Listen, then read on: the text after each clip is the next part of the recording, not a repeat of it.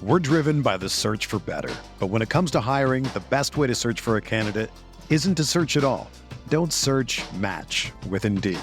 Indeed is your matching and hiring platform with over 350 million global monthly visitors, according to Indeed data, and a matching engine that helps you find quality candidates fast. Ditch the busy work. Use Indeed for scheduling, screening, and messaging so you can connect with candidates faster. Leveraging over 140 million qualifications and preferences every day, Indeed's matching engine is constantly learning from your preferences, so the more you use Indeed, the better it gets.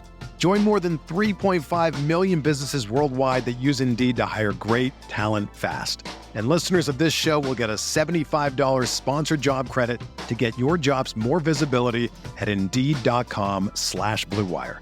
Just go to Indeed.com/Blue Wire right now and support our show by saying that you heard about Indeed on this podcast. That's Indeed.com/Blue Wire. Terms and conditions apply. Need to hire? You need Indeed.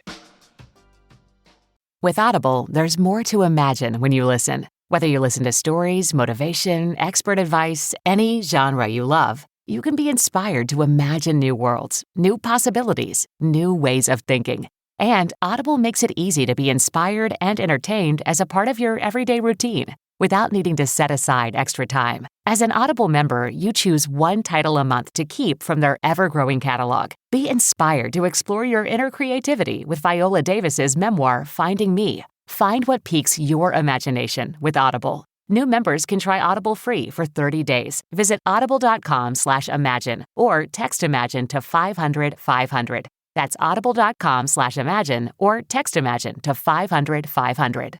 If I could do this podcast from is supine position, is that laying back? Supine. Supine? Did I totally butcher that word? Supine. You did butcher that word, yeah. Yeah. If I could do this podcast from that position, I would. I am fresh off a plane and I am so tired. Is that what they call dinner? And like supping? I mean, Okay. I got to go to a tiki bar. I sent some of y'all the menu, and there was a drink on there. Let me find it real fast. That was I don't drink much anymore just because I'm old and I don't do that.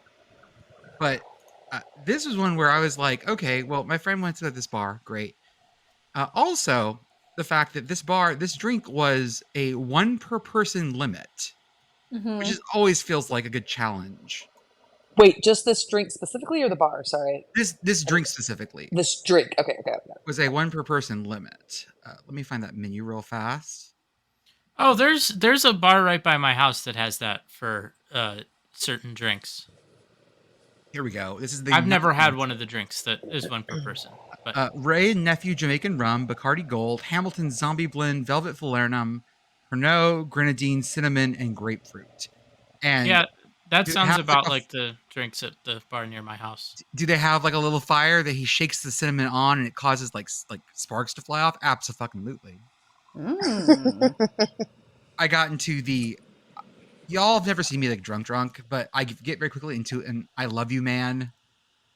Like drunk. That tracks. That tracks. It's lots of hugs. It's like you're just like the best friend ever. You know that? You're amazing. And I just marking my calendar for September 14th. Got it. Oh, it gets real. Like you're just so funny, and you're just like you say all the smart things, and you're awesome. I'm that kind of. This is way better than an angry drunk, because an angry drunk is not fun. No. A friendly drunk, pretty fun. Friendly drunk is all fun and games until like it gets a little introspective of like, am I a good friend to you too? Or like, what can I do to make myself be the best friend? Because you're amazing, and I just want to be amazing for you. It turns. And this is when you get the turn and you end up crying in a couch. Yep. I was going to say, this is going towards sad drunk, and then it's not. You know that trajectory so well. It's wonderful. Yes. I feel like I'm a logistics drunk. Like drunk me is like do we have enough waters? Does everyone have a place to sit? Like it's just all like just logistics stuff about whatever's going on. Like, do we have enough of this? Are we good here? Do we need anything? Like it's infrastructure drunk. Yeah, that's a good way to put it. What if infrastructure weak, but a drinking game? No, I get there. I like this.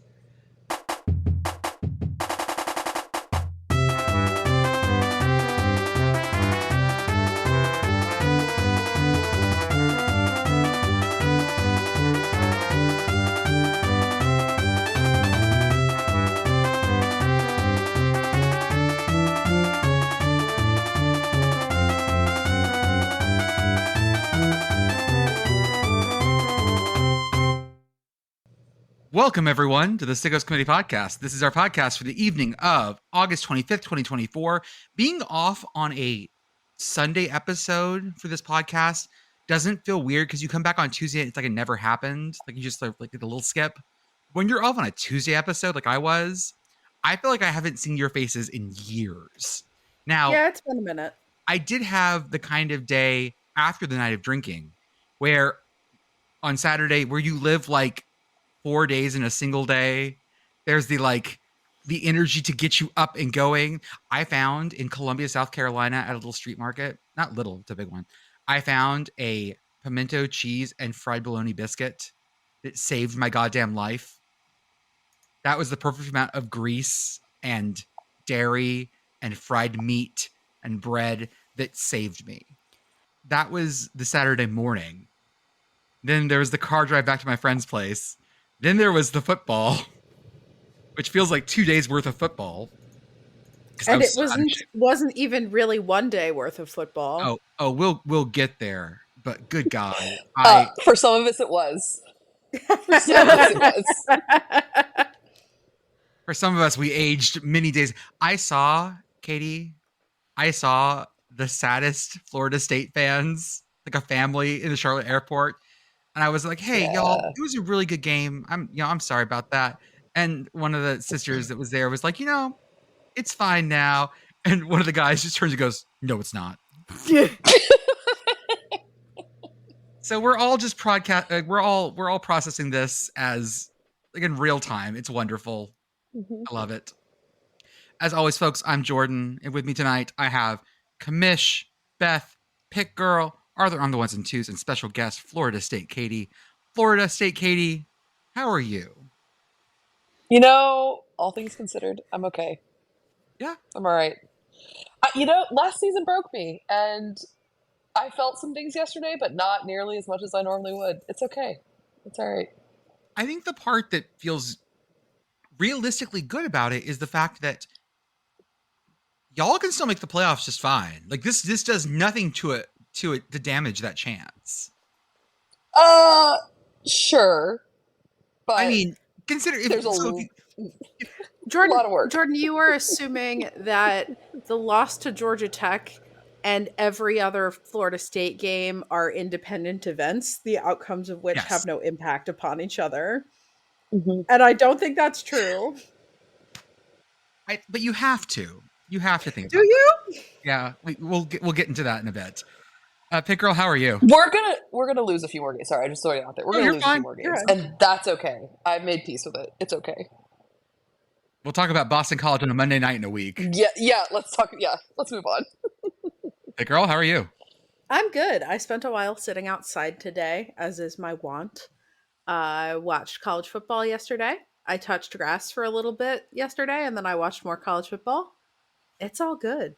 Okay, let's talk about that pattern for a minute. That's like the best pattern on a Saturday is to watch some, get outside, literally do something, and then come back and watch more. That's the healthiest way to go about it, and I never do that. So I'm very proud of you, Pitt Girl. I very rarely do that. I was invited to an event yesterday, so I went.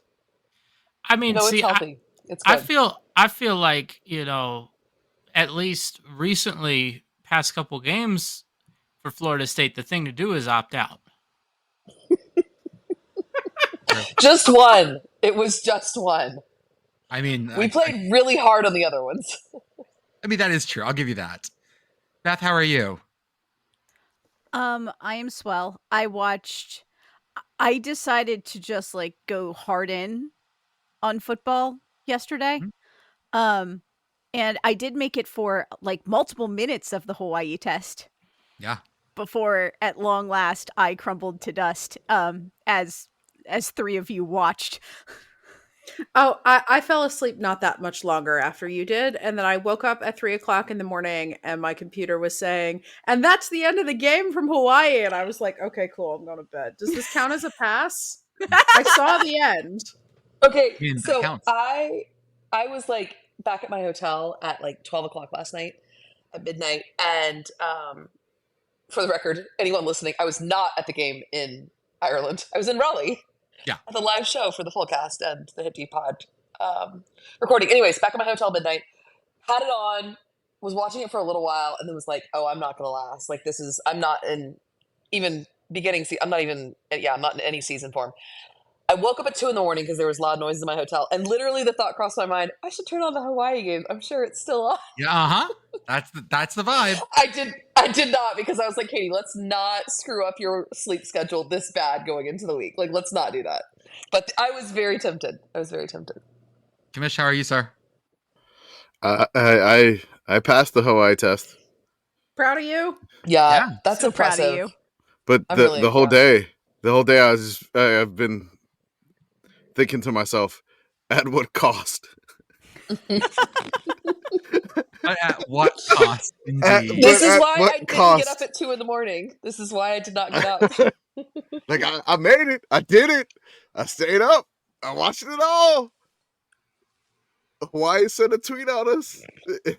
Like, tagged us in a tweet thanking the them. student section was holding a sign. They were holding a sign and said, thank you for staying up and passing the Hawaii test. Okay, that's the payoff. That was wonderful. I mean, that was wonderful. Again, totally worth it. I do want to give some credit to the coining of the phrase Hawaii test. It's not ours. I did make a graphic for that. But we did not come up with that. I believe it's the folks at RCFB. I know Pitt Girl knows. Who was it, Pitt Girl? Yeah. So, and this is my recollection of this. So I might not be right, but I grew up in the posting mines on RCFB when the total usership was like smaller than the Big House. Like, I remember when it hit Big House size and everybody being really excited about it back in the Stone Age. Yep. And what I recall is that the Hawaii test was, if not coined, initially popularized by a guy going by the name on Reddit of Crafty Consumer, who was also a thing on Twitter for quite a while. He has hung up his posting spurs, from as best as I can tell. But he was a Michigan State fan, and he made really cool like GIFs and graphics and stuff. And I recall him having a major hand in the Hawaii test thing becoming a thing. So shout out to our friend Crafty Consumer. I hope he's doing cool stuff, whatever he's doing, not really posting anymore. So, I mean, I know RSCFB was thrilled when they saw the sign and Hawaii finally embracing the Hawaii test. I mean, they've been doing it for years, and I mean, we've only been around for like 3 years. So, just adopting what RCFB did there, and making a graphic using a Scantron, because when I think of a test, my old ass thinks of Scantrons, and when in doubt, just see it out. Oh, Jordan, you have a different method? That's how you got to the Ivy League? Oh, no. Okay. No. I was ready to jump on something else the minute you petered out. I would be willing to throw out doing it in the College Blue Book. That would be the other option. That's for like a mid-season Hawaii test, like you know, like the midterm Hawaii test in the Blue Book. Yeah, there's an essay that we need to do. I have a question for you guys. Yeah.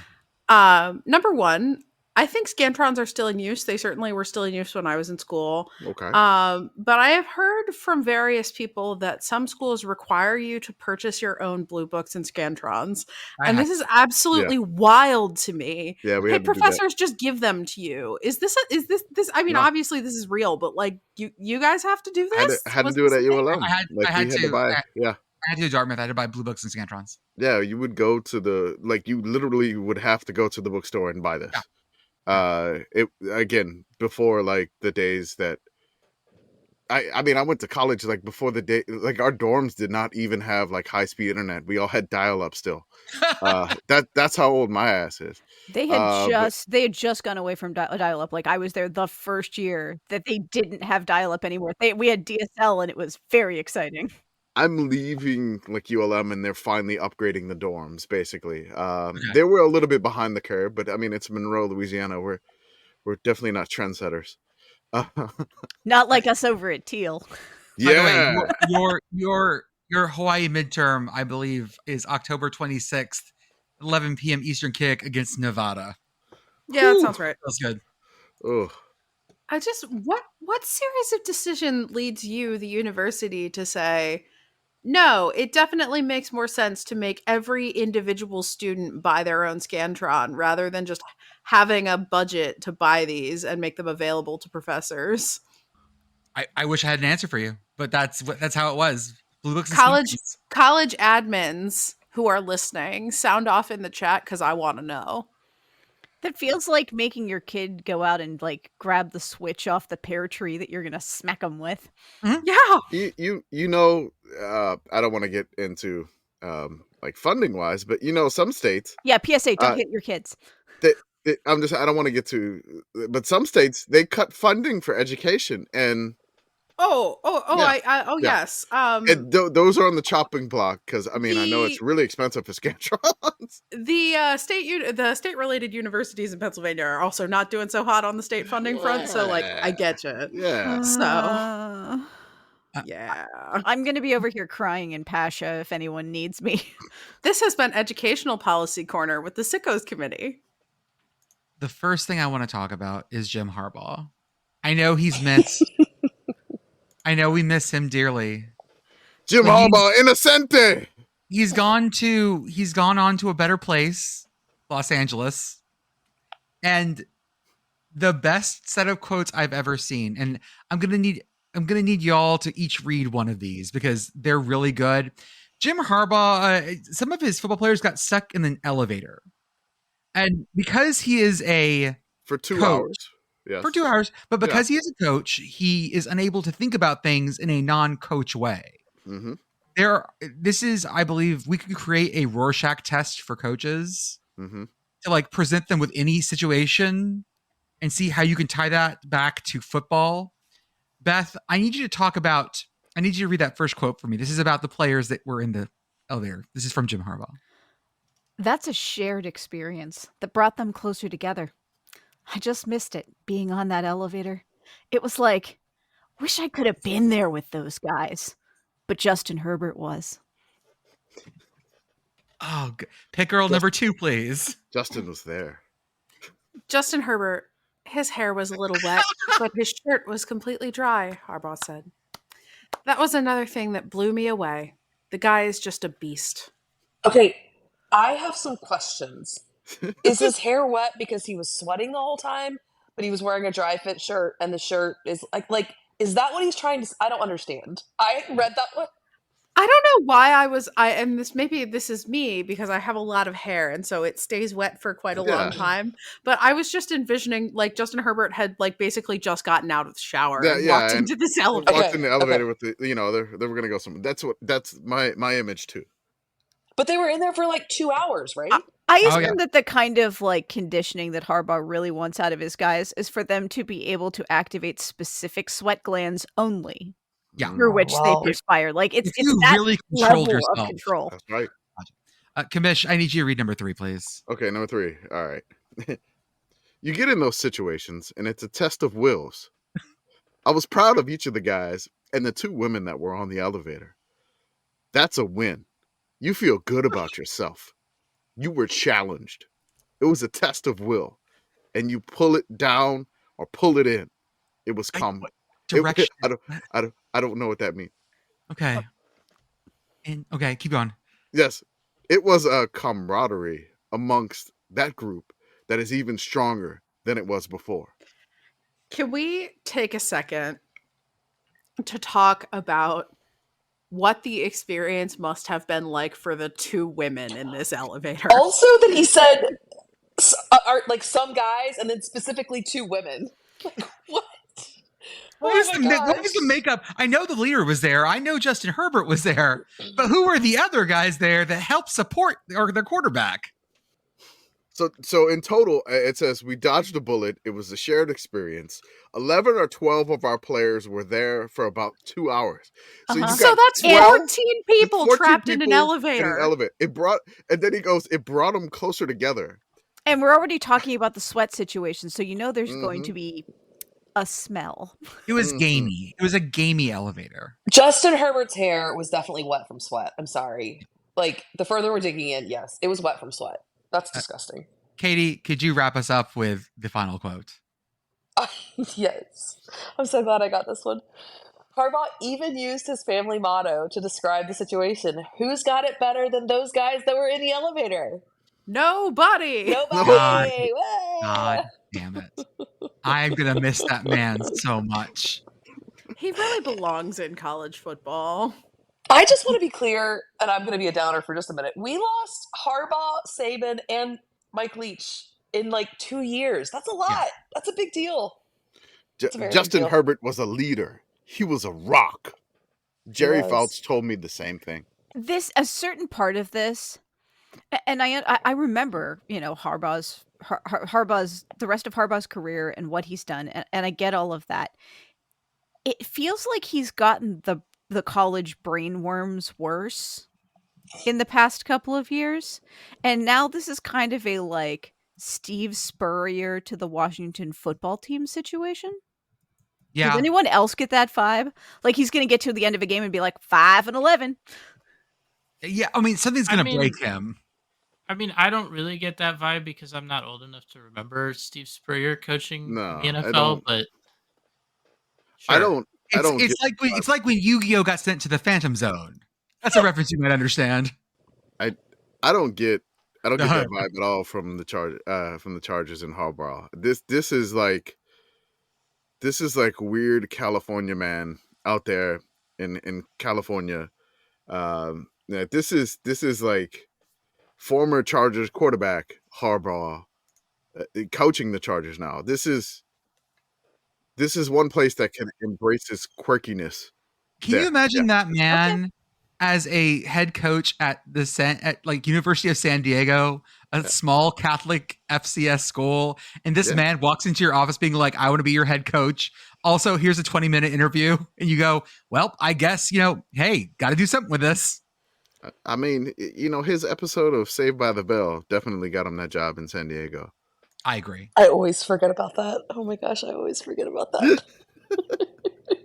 I do want to mention a CFL thing. It feels like it was 1,000 years ago, but we had a walk-off rouge that infuriated people. It was great. It was so good. It was game at 0-0, and the Toronto Argonauts go in. It was the Argos, right? Mm-hmm. Yeah, the Argos versus Saskatchewan. Kick a field goal, and the field goal misses. And the combination of players on the team that still aren't 100% sure about the rules, because the reactions were very funny. You had some Argos players cheering because they win the game. You kick a field goal, miss it, but kick it out the back of the end zone. That's a point. But some of the players looked very sad. Some of the Saskatchewan players looked very excited. Yeah, they celebrated the miss. Yeah. But had not realized. And my favorite reaction is always the reaction of like, we left Europe for this. We don't let this shit happen in America. Point of order. This game was not tied 0-0. No, I meant he meant the clock was at 0. Yeah. Okay. Yeah, because it was 19-19. I missed something very important. This would have been imagine though. Imagine a universe in which we get to see a 1-0 Canadian football game won by a walk-off rouge. Yeah.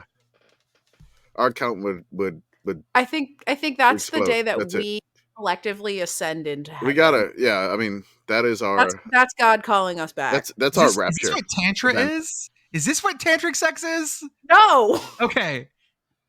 I was comparing it to rapture, not okay, Jordan. I don't what know the where fuck, you're going. Jordan? Like, Jordan, I'm calling. I have to go. I have to go home now. I can't hang out in this play group anymore. Hello, Sickos HR. Shit, that's Jordan. Hey, Sickos HR here. Do you have a comment about my joke? My joke's great. I'm thinking about that. Worried about our org chart. Oh, our org chart is like an Ouroboros. It is something that is, if you know it, then it is unknowable and you lose your mind if you read too closely. It is the equivalent of The King in Yellow, the play, where if you look at it too deeply, you just lose your mind. Can we talk about the 2-minute, the second, what are we calling it? The second minute timeout? What are we calling this thing? I wasn't done with the Rouge yet, but okay. Oh, I'm sorry. Go for it. Continue on the Rouge. So the fun part about the walk-off Rouge is like the CFL tweets it, and then our account immediately just blows up with people tagging us into this tweet about the walk-off Rouge. And I think we tweeted about it like maybe 3 or 4 different times. And I had to make a tweet. It was just like, hey, everybody's going to keep tagging us in this walk-off Rouge. my favorite part is when it left the CFL sphere, and when you were talking about everybody got mad, it made it to the NFL side of things. And so like the NFL folks started like, basically attacking the Rouge and the reward for failure, so to speak. And I'm like, but honestly, our game is the weird game.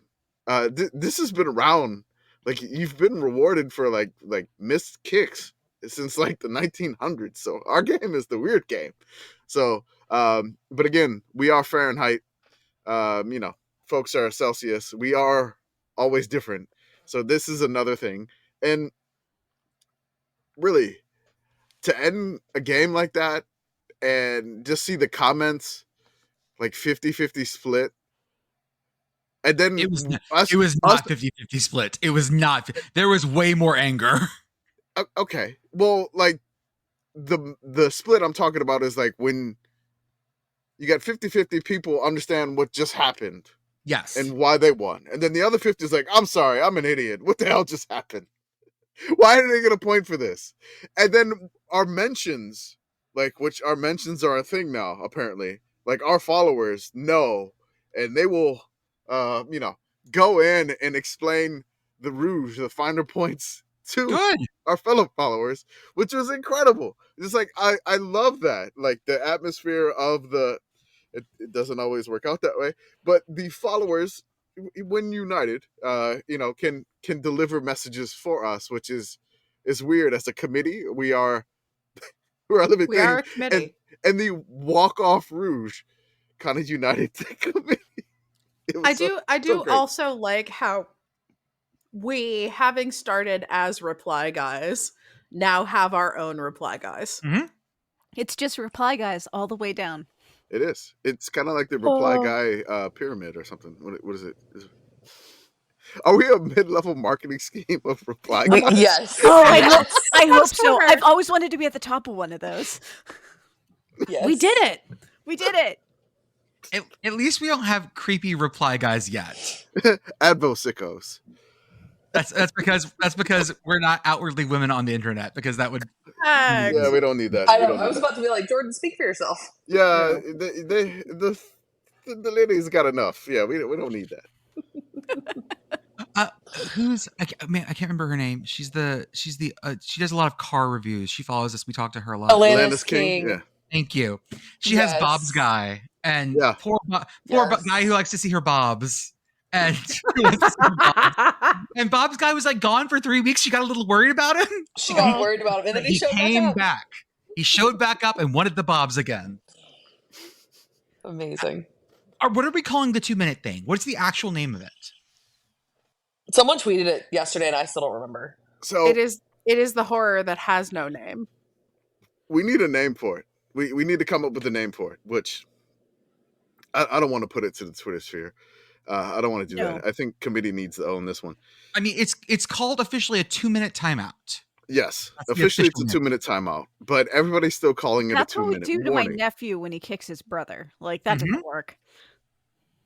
Should we add a sin bin for college football?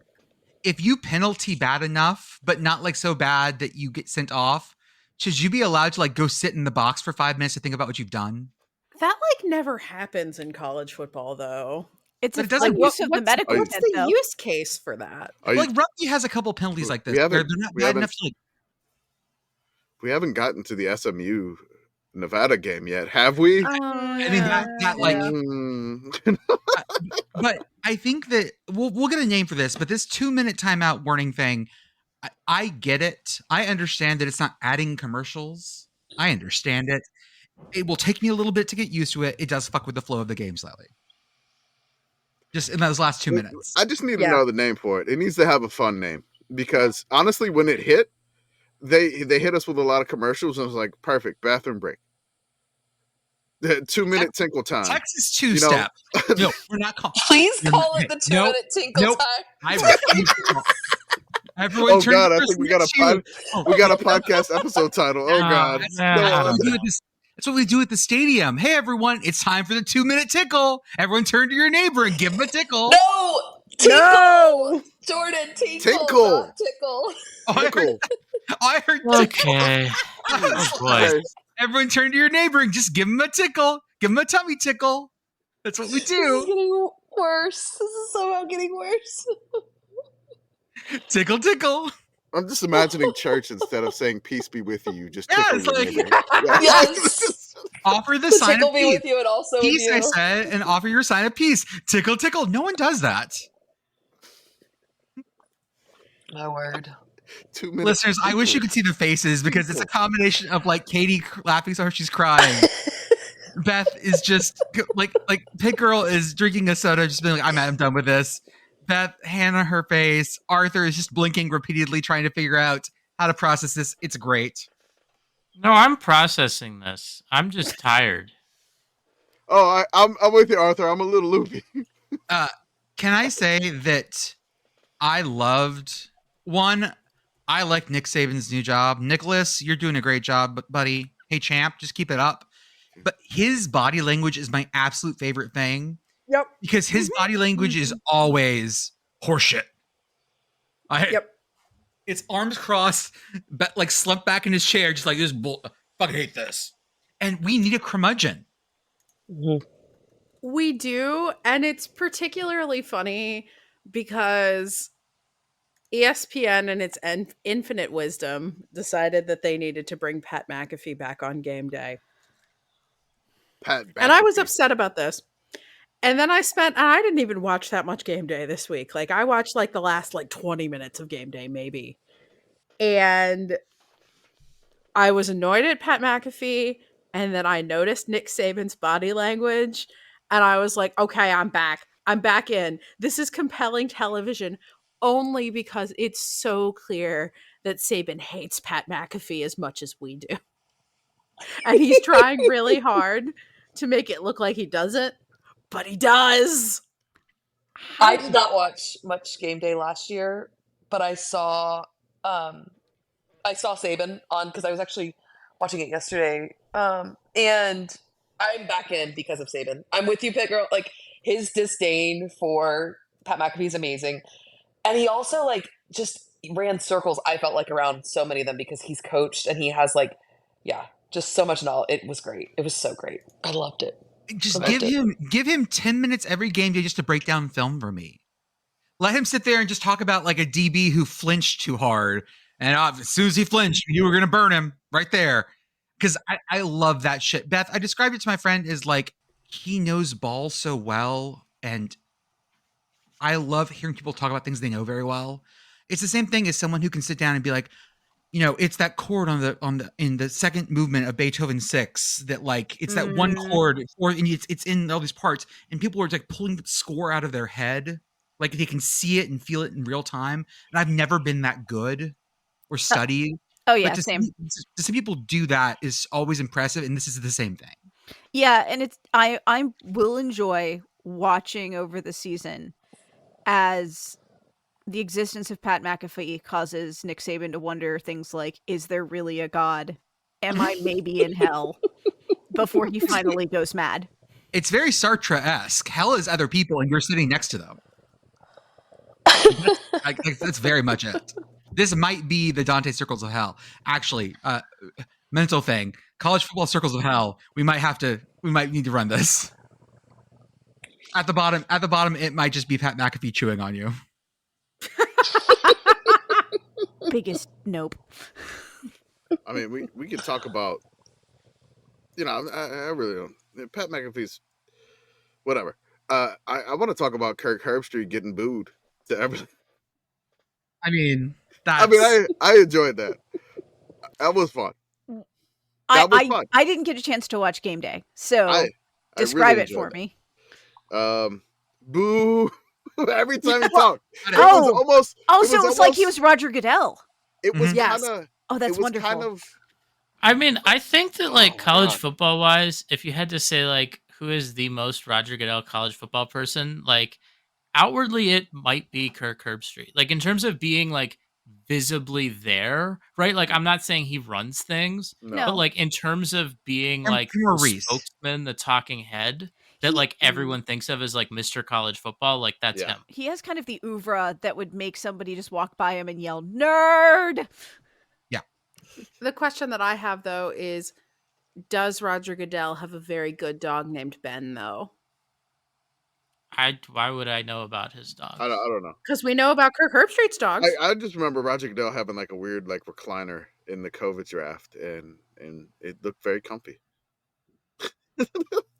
I am obviously very biased. I loved the booing. I loved it so much. Did you see so the funny. sign someone had, Katie? Kirk, does your wife know you fucked us? And they weren't allowed. Well, that one obviously wasn't allowed in, but there were some that were just pictures of him like pin the nose on the clown, and they wouldn't let that in either. Which I was come like, on, that's a little like. I mean, it's kind of funny. Yeah, and I understand. Like, I want to be very clear. I follow maybe 3 Florida State fans on all of Twitter because I cannot stand Florida State fans. It's fine. I get it. A Florida State fan that hates other Florida State fans. I love it. We're horrible online. I'm not going to pretend like we're not. I try to control myself. I realize that Kirk Herbstreit, and I, again, try to, exercise some self-control. Kirk Herbstreit gets under my skin. Like, the tweet he made yesterday was very petty, but the booing, I really enjoyed this. Is this where I have you live read things from warchant.com? Is this how we finish this? No, you guys, there were some really bad things on Warchant. I don't even want to talk about that. It got really dark. It got really dark. I really enjoyed the keeping up the booing. It reminded me of like either an NHL game when somebody would get the puck that you want to boo and they just directed it at that one person. Like they knew like Pat was talking or Desmond was talking or Reese was talking and Saban's talking. And as soon as Kirk like opened his boo, like it was executed very well. Like, I mean, you would see this in like premiership games, like soccer games. You'd see like they pass the ball to this one, boo, and then that person passes it and they go quiet. It was amazing. If we could pick up the whistling thing that Europeans do instead of booing, I really appreciate that. I'm not good at whistling. Yeah, I'm not very good at whistling either. I wish I was. I don't like the whistling. It's because, well, maybe it's because I'm not used to it. Like every time it would happen at the Olympics, I'd be like, what on earth are they doing? Oh, it's true. Yeah, right. Even then, it's like that one World Cup where they had the South African one where they had the instruments. The vuvuzelas. Yes, like that's what it reminds me of. Where it's just, I don't know. It's an unnatural sound in my Montreal has it too in the CFL, the Alouettes, who just beat the Elks. What team is going to be brave enough to give out kazoos as a giveaway to every single person in their stadium? Mississippi State. Georgia Tech. Instead of cowbells. Bees. Why would you not just have Why would Georgia you not? Georgia Tech, yeah, I mean. Georgia Tech is good, yeah. Delaware State, you could do it too, yeah. My minor league hockey team, I've said before, was the Rio Grande Valley Killer Bees. And so they had lots of bee sound effects, but whenever someone would come off a power play, they would go, and the Killer Bees are back to full swarms. It's great. I would like to jump back one second. Yeah. Jordan, to disabuse you of the let's make a sound different than booing thing. Because you know who does do that already? Who? Aggies hiss. Yeah, you're right. So and they're very normal for it. It's the only weird thing. It's the only weird thing they do. Don't worry. Everything they do is so normal. Not a hat on a hat at all. Where's game day going this week? To your station. Let's talk I'm actually really excited about that game. Let's talk about week 0 and what it brought to us. It brought to us it was a multi-course dinner at a pop-up restaurant. If you walked into week 0 and you took a gander at the money line and you said, none of these games look like they're going to be close, I'm not going to watch, you made some mistakes. First up, the big one, the Dublin game. That's right. Georgia Tech beats ranked Florida State. The Bees win. I sat there watching that game and tweeting and talking to you guys being like, oh, they're going to fuck it up. Don't worry about it. Georgia Tech will fuck it up somehow because that's just what's going to happen. They're going to trip on their own dicks, and they didn't. I was shocked. They tried to. There was like a ball that popped out that that last drive that I literally stood up and gasped. There were 2 ugly fumbles in this game. One in the first half, one in the second half. Both times I was like, GT, you're going to fuck this up. You're going to fuck this. See, this is you fucking it up. And then it was fine. Mm-hmm. We're fine. It's okay. That's fine. We get it out of our It's part system. of the process. Sorry. It does feel weird to have no rambling wreck, no chief. Give me the name because I can never pronounce it right. Osceola and Renegade. Yeah. And Renegade. And like, there's reasons. There's like import reasons. There's like horse quarantine. Horse quarantine. There's a whole thing. Mm-hmm. We don't actually normally take Renegade and Osceola, I don't think, to away games. I may be wrong about that now I'm thinking about it, but I don't think we do. Was this technically an away game for you guys? Whose home game was this? Yes, it was Georgia Tech's home game, yeah. Okay. Yeah. This had everything. Florida State's kicker was just like nailing shit from 50 plus. He's been good for a while though. He's been there for a while. He's been their kicker for like 4 years at this point, and he's great. Big day for college kickers. Big day. But that was the thing, right? There were very few college kickers. The times when they were missing was like, oh, there's a giant windstorm. There was a fucking windstorm going through Albuquerque, and there were gusts. But otherwise, they were fine. I do love the vibe around this game, even though it's very weird. I'm excited because we're sending Iowa State, Kansas State there next year. It's Farm Ogeddon. That's wow, yeah.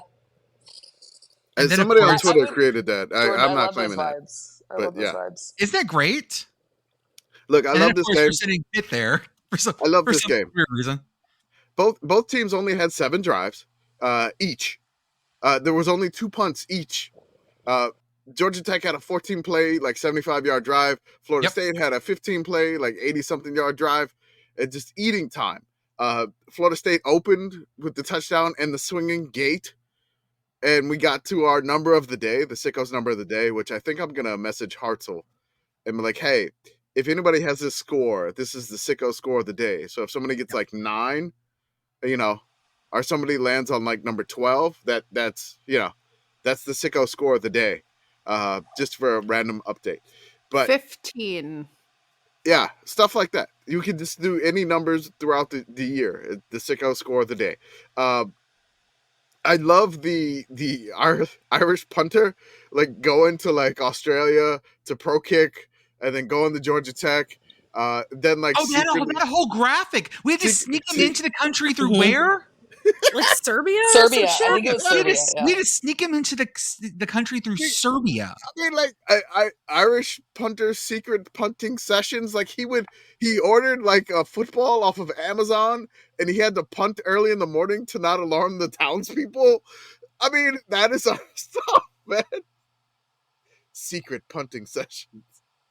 We had to send him to the altitude to Salt Lake City so that he could hone sharpened steel in Salt Lake City. Who is Pitt playing in this game in 2 years? Wisconsin. That's right. In 3 years. Just natural rivals.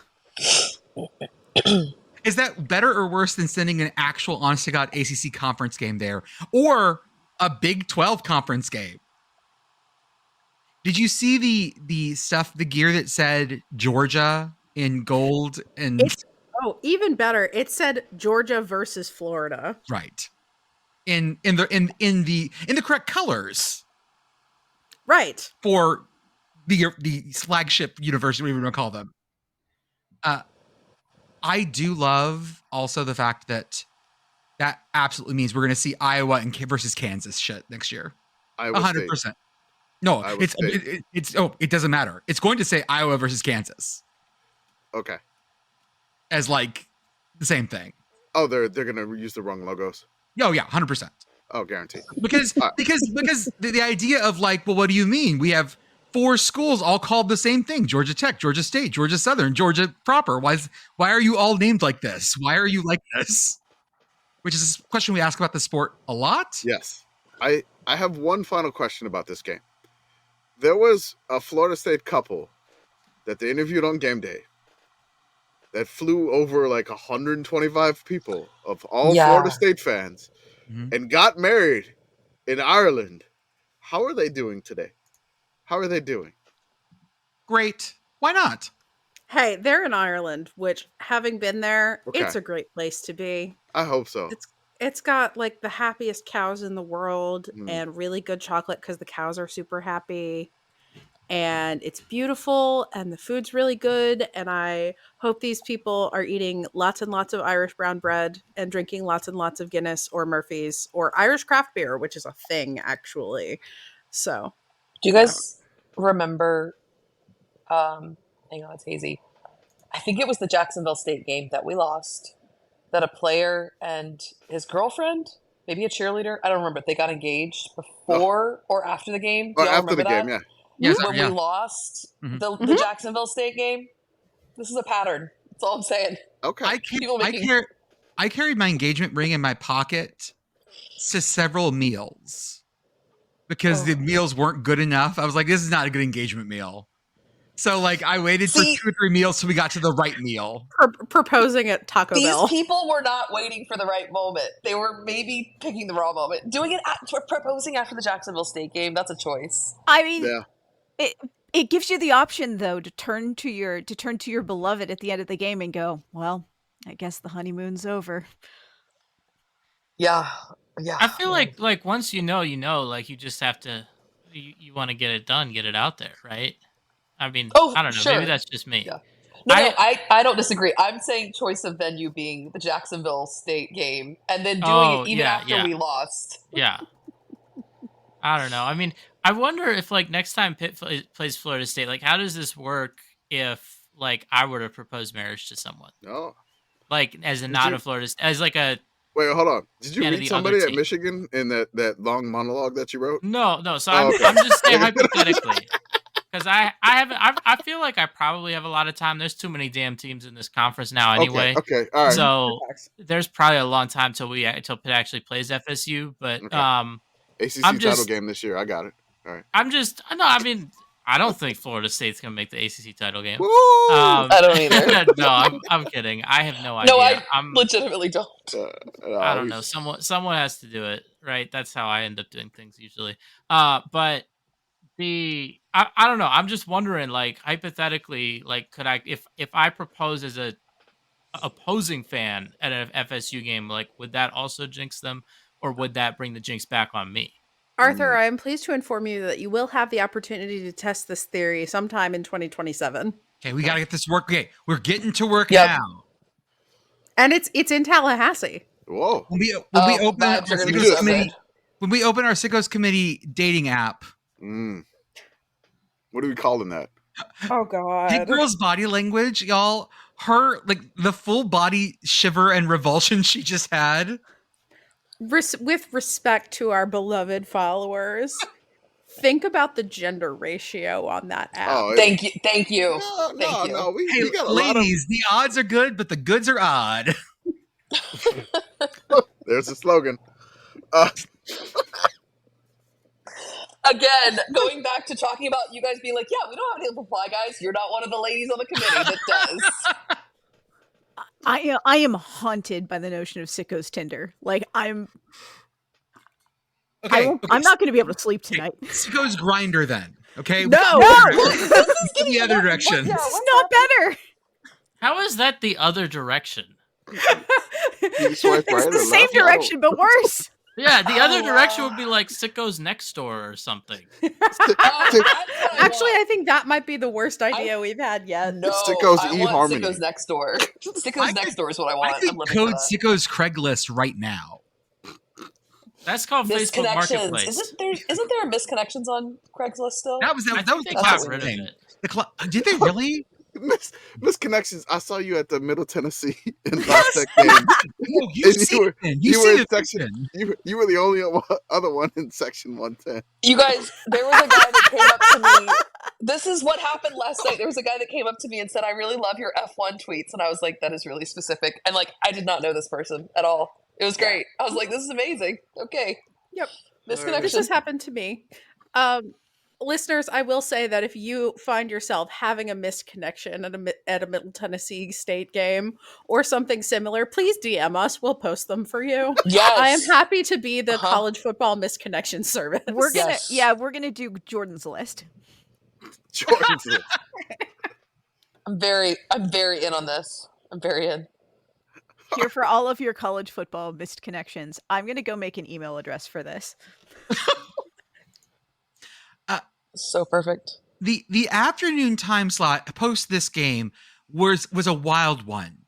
Most of the focus was on New Mexico, Montana State, which Bronco Mendenhall, coming out of retirement in Montana, showing up to Albuquerque in his beautiful teal, and going, "Fuck it, we ball. We're gonna have some fun."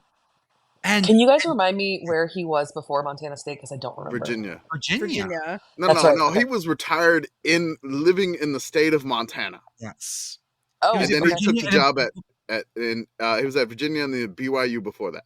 Right. Okay. He was part of the real nut punchy BYU years. I mean, BYU is always a little bit nut punchy, but yeah, he was particular. Bronco Mendenhall teams generally are very nut punchy.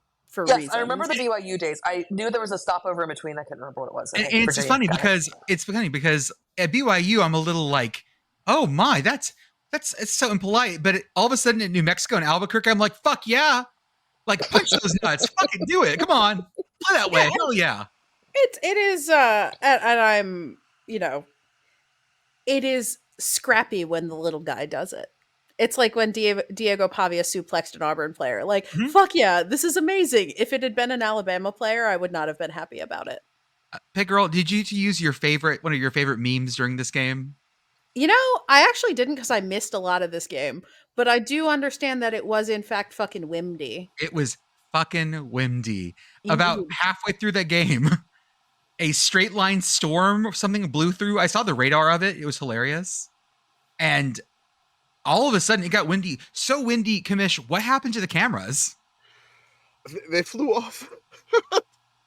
What? They flew off the side of the stadium. From the top of the press box, a camera Was it Brett at Road to CFB? Was at the game, and he got the video of the camera basically hanging by its wires, like almost cables. going into the stands. It was windy, yeah. So it was a lot of Albuquerque people were saying like, oh yeah, it's a beautiful city, but what they don't tell you is that the wind blows here. Montana State ends up winning this game, but they don't end up covering, which is a wild statement because Montana was favored by, Montana State was favored by what, 9.5? No, 12. Oh shit. And they won by 4, which that's less. However, it's wild that we're sitting here going, that we're sitting here talking about this game in terms of like New Mexico State really fought against this FCS team, almost won it, and great teams cover. So there you go. You keep mixing up the states here, man. All right. Oh shit! Sorry. You said Montana, and you mean Montana State. Then you said New Mexico State. You mean New Mexico. Oh fuck it, fine. Jordan out here pissing off the entire Mountain West, the region, not the conference, but also the conference. I mean, I was listening. This is like one of 2 college football games that I had some level of perception with, because I listened to some of the Florida State radio call on my way back from Costco. And then I listened to a little of Montana State's radio call while I was doing some other errands. And the vibes were very similar, in that it was kind of bewilderment and wow, we expected this to be going a lot better and it's not going great. The Montana State guys specifically, they were consternated about the fumbles that were returned for touchdowns. That was the key, I think, was just that that kept them in that game. They gave the Lobos 2 touchdowns, and if they wouldn't have given those 2 turnovers, the game again would have likely gone differently. But you got to give it up for New Mexico for playing tough. It's just that Montana State had enough to like win that, and New Mexico again, new coach, new regime, Mountain West team that was at the bottom, trouble, hanging on for a win at the end. Kind of a theme of the day out of our 7 games. When the announcers were like, "Oh, but Montana State knows how to win these games. Yeah. They know how to win. Does New Mexico know how to win?" And it reminds me of doing the Prairie View Chronicles, where a lot of the talk was for, especially those later years, there were lots of games when they could have won to break the streak, but they didn't know how to finish a game off. No, it'll be interesting to see when New Mexico learns how to do that. It's going to take some time. It's not going to take 80 games like Prairie View A&M, but it'll take some time, and Bronco will have them turned around. They'll be a lot more feistier. And honestly, there was a couple of different coaching decisions that I questioned from Bronco, like kicking a 42-yard field goal into that wind, which was ugly, but it was kind of almost those things around, man. It was like the goalposts were literally shaking. And I was like, are you really going to try this here? But they missed it. But then they wound up stopping Montana State on the next drive on a 4th down. So kind of no harm, no foul there. But still, they gave up 21 points in the last like 5 some odd minutes of the game. And our pals at the Big Sky Conference, they really enjoyed it. They were just having the best day. Yeah, they were having the time of their lives. It was great. How often do we get a not super late night Big Sky banger? Right. I mean, guaranteed. It was awesome. But at the same time, and not getting quite the same thing, but also this school's first time on national television, we had MCNEESE at Tarleton. Tarleton has just moved up from D2 a couple years ago. This is their first year where they're eligible for the playoffs, which is nice. And they're ranked in FCS as well. 21st, yeah. A good start of the season game for them. They beat MCNEESE at home in Stephenville, Texas. The field was, I believe, 140 degrees at kick. Yeah, we have somebody in our Discord. I'm trying to remember their name. Really 140? But they had the 143 turf temperature. It was 100 in Stephenville, Texas. It was ridiculous. How is that not melting cleats? Oh my gosh. It wasn't, again. You water the turf. You water the turf, and and then you get to watch the steam roll off of it. Yeah, that steam. If you're out there and it just like hits you, it's great. It's like walking around in Florida. Welcome to my life, guys. Yeah. Hey, glasses people. It's the best thing ever when you walk on that field. Trust me. Yeah. Yuck. Yeah, you know what I'm talking about. Well, you know the most what we're talking about because you wear them in the shower. You nightmare. Yeah. You psychopath. Commish, was this the second swinging gate 2-point conversion we had of the day? So MCNEESE converted the second swinging gate 2-point conversion, which is, again, the theme of the day. Even though there's only 7 games, there was 3 games with a swinging gate 2-point conversion attempt. Wild. It worked. But unfortunately, an offensive pass interference wiped it off. So we could have had an 8-3 score. Can we talk about, sorry, I want to go back to really quick. It was so much fun watching that as a Florida State fan. I don't care that we lost the game. That part, I mean, I do, but that part was really fun. And then seeing it happen again, guys. And then again. Very fun. Yeah, 3. That's right. Yeah. 3. It was the number of the day. Has that ever happened before? I wonder if it's ever happened before. I'm sure. 3 times in the same day, it had to have, but there were only 7 games and it happened 3 times is bizarre. Wild. We'd have 3 nickels. The other thing I do want to appreciate also ESPN just straight up missing it in the Florida State game. Yeah. Yes. Because they were they just got the talking heads talking and they're like, oh yeah, they're going to kick the extra point. And the commentators just yelling, swinging gate. So yeah, we're so back. MCNEESE is going to have to figure out their penalty situation. No, look, MCNEESE really messed up in the first half. They had 4 turnovers all in the first half, and that was basically all of Tarleton's points. If they clean that up, they likely win this game because in the second half, they came almost all the way back from a 26-7 deficit. They got it to 26-23, and we have our first Clock Commander, Mario Cristobal, Clock Commander of the Year award here. Which let me just go over the drive here. They had 2 timeouts left in this last drive. So they fight all the way back to make it 26-23. They get the ball on their own 11 with 2 timeouts with 2 minutes and 56 seconds remaining. They drive.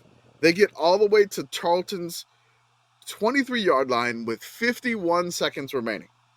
And they still have 2 timeouts. Mm-hmm. All right. 1st and 10 on Tarleton's 23. They run the ball for 1 yard. Don't take a timeout. Yeah. 2nd and 9 on Tarleton's 22. 28 seconds remain. They run the ball again with the quarterback for no gain. It is now 2nd and 9 at the Tarleton 22. Oh. They don't take a timeout again. Yeah, of course not. It's 3rd and 9 at the Tarleton 22. False start on McNeese. I was screaming at the television at this point. I'm furious. I'm just yelling. I am furious. Like, what are you doing, Cowboys? What are you doing? Like, you gotta, like, you're moving the ball the entire field, and you get to the 20-something, and my God, let's go. So, in order to avoid the 10-second runoff, they take a timeout. They still have a timeout left. So there's 11 seconds remaining, or 10 seconds remaining. 3rd and 14 at the Tarleton 27 after the penalty. They don't try to gain any more yards, and they have another timeout. They attempt a 44-yard field goal. Mm-hmm. And while Happy Gilmore's Happy Place screen is on the screen behind the field goals.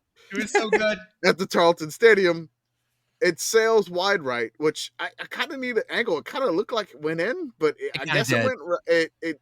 we didn't get a good angle at the stadium, but it's an FCS stadium. We probably don't get good camera angles. But it sails wide right, and McNeese fails to tie, and they lose the game. Oh. And look, McNeese didn't win the game at all last year. You talk about teams that don't know how to win. Here's another one. Yeah. But I like their offense. I like when they woke up in the second half. They may show a little bit more, strength in the Southland than what they were last year. I would definitely agree with that. Yeah. Tarleton, you're kind of lucky.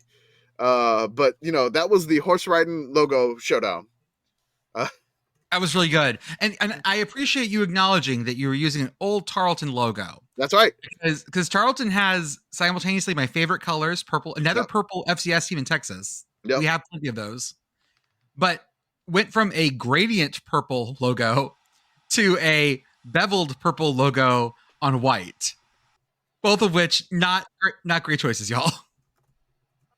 Who's purple in Texas besides TCU? And it's Tarleton. A bunch. It's Tarleton, TCU, Stephen F. Austin. Yep. It is Abilene Christian. Abilene Christian, yep. There's like one more too. There's a bunch. Okay. For some reason, we just have so much purple in this state. It's good. It's a great color. Then we have, y'all, our FCS mid-afternoon snack. The big game was on the big ABC. And that was, of course, Florida A&M and Norfolk State in Atlanta. Great game. We feel bad for our boy Blue. I'm sorry, Blue. We did behold. We did behold the green gold, but Florida A&M just had the juice at the end. Can we talk about how Drake's going to have a real, not the football team Drake, the person Drake is going to have a real bad fall, y'all? Look. Every marching band. Jackson State, they weren't even playing. They play ULM next, but they're already preparing their BBL drizzy. Yep. So they're probably to perform at the halftime of the ULM game. Florida A&M rocking out to Not Like Us was yes. Apparently they'd have that. Apparently they'd have that one in the pocket all summer. They'd performed it for their summer band camps too. Yeah, that was delightful. They went to meet with Kendrick Lamar's the folks that made the song too. Mm-hmm. I'm gonna say that I don't think Drake the rapper watches a lot of college football. He does not strike me as a college football type. No, he's more U Sports. Yeah, he's North Carolina. Likes North Carolina. No, Duke. Sorry, he's. Does he? UNC. Are you Oh. kidding me? No. He's someone Kentucky? like he'll take a picture, but he's more of a basketball. Yeah. In terms of like that, like I've seen him at Kentucky like basketball practice back when Kentucky was Kentucky with like John Calipari, all that.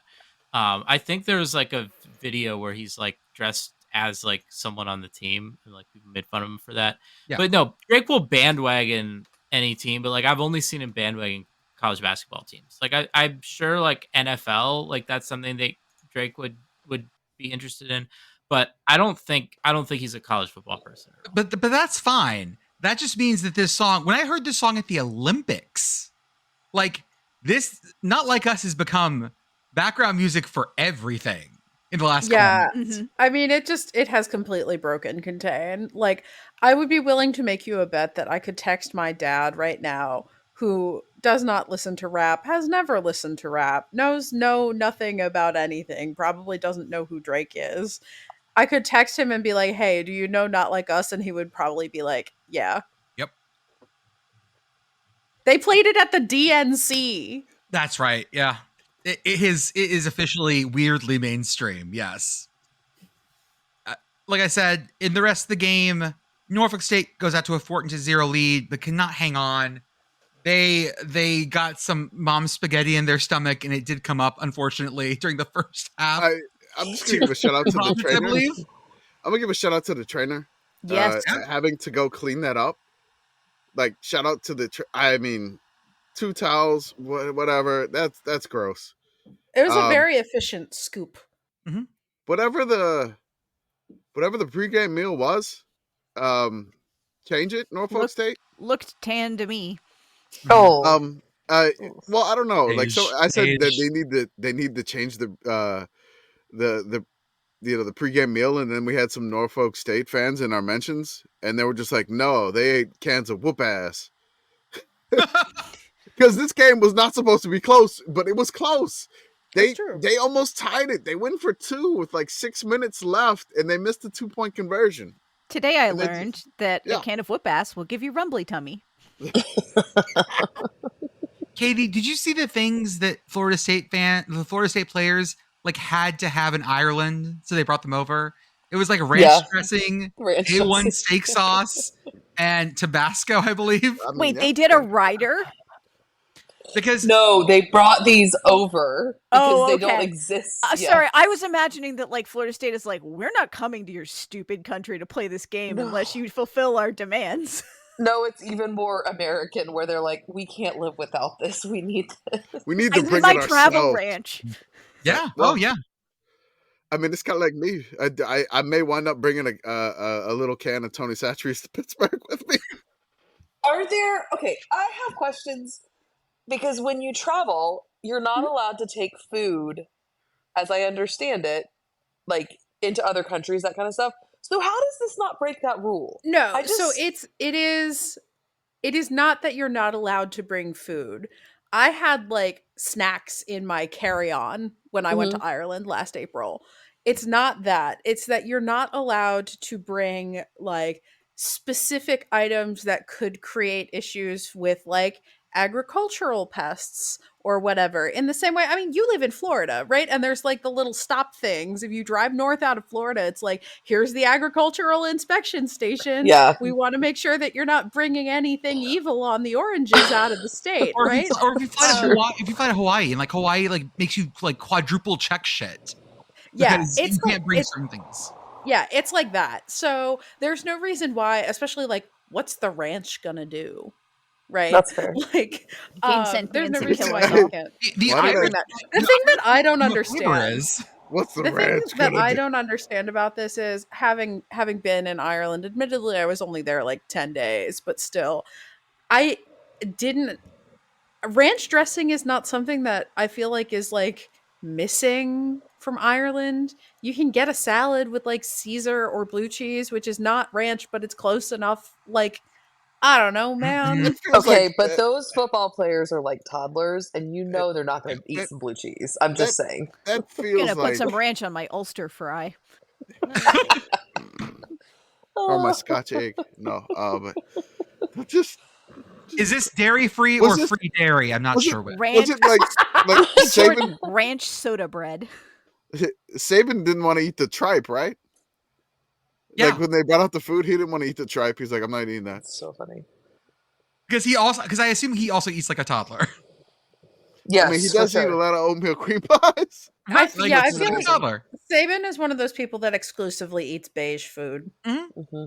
Can you imagine putting tripe in front of Jim Harbaugh? No, Lane Kiffin. Like putting it in front of Lane Kiffin. I feel like Lane would go for it just because I don't know. When in Ireland. Right.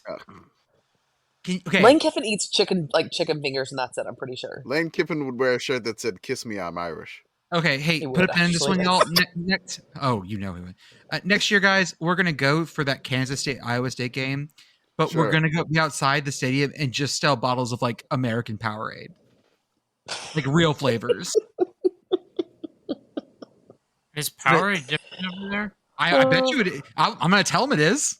I think it is. I don't recall. I didn't spend a lot of time in Irish convenience stores, but I don't recall seeing Gatorade or Powerade. But they did have Prime before it became a thing over here. Yeah, like I remember being there and being like, "What the fuck is this?" And now it's here. Mm-hmm. I'm really proud to say that I don't know what Prime is, and I refuse to learn what it is. It's like Amazon thing. It's like fancy Gatorade. Yeah, like fancy what? Gatorade. Like different Gatorade. Yeah. No, it's Logan. It's Logan Paul's. He has one that's like a sports drink and one that's an energy drink. Yeah. Prime is the sports drink. I hate I know this because this is Arsenal's drink. Oh, there you go. I hate it. Yeah, well they're a WWE sponsor, so like every time there is like an event, they'll have like the Prime hydration state, and they always like shout it out. It's never like, oh, we threw him into the water cooler. It's like, oh, we threw him into the Prime hydration station, and it's like Pat McAfee's going crazy. Let's do ad read, then we'll get to the rest of the games. Folks, we are a member of the Varsity Podcast Network, which is a great thing. That means that we get to be reached out to more people, but you also get to hear awesome things as well. For example, if you're on the Varsity app, for example, which is free to download and is available on the Apple App Store and the Google Play Store, you can find almost every radio feed for any college football team you could want on a given day. In fact, next Saturday begins the College Football Blitz with our good friend Stephen Hartzell. Yeah. Where they just do Red Zone Blitz, the NFL Red Zone or Gold Zone if you're an Olympic head like me. Where they just jump around to games over and over again. There's only a few teams not on there. And they go to the things that are happening right then. So if you want to hear new podcasts, you're looking for more college football content, more college sports content. If you are just looking for something to throw in your car when you're driving on a Saturday, download the Varsity app for free. Listen to any of the podcasts. Listen to great things like the Montana State radio call.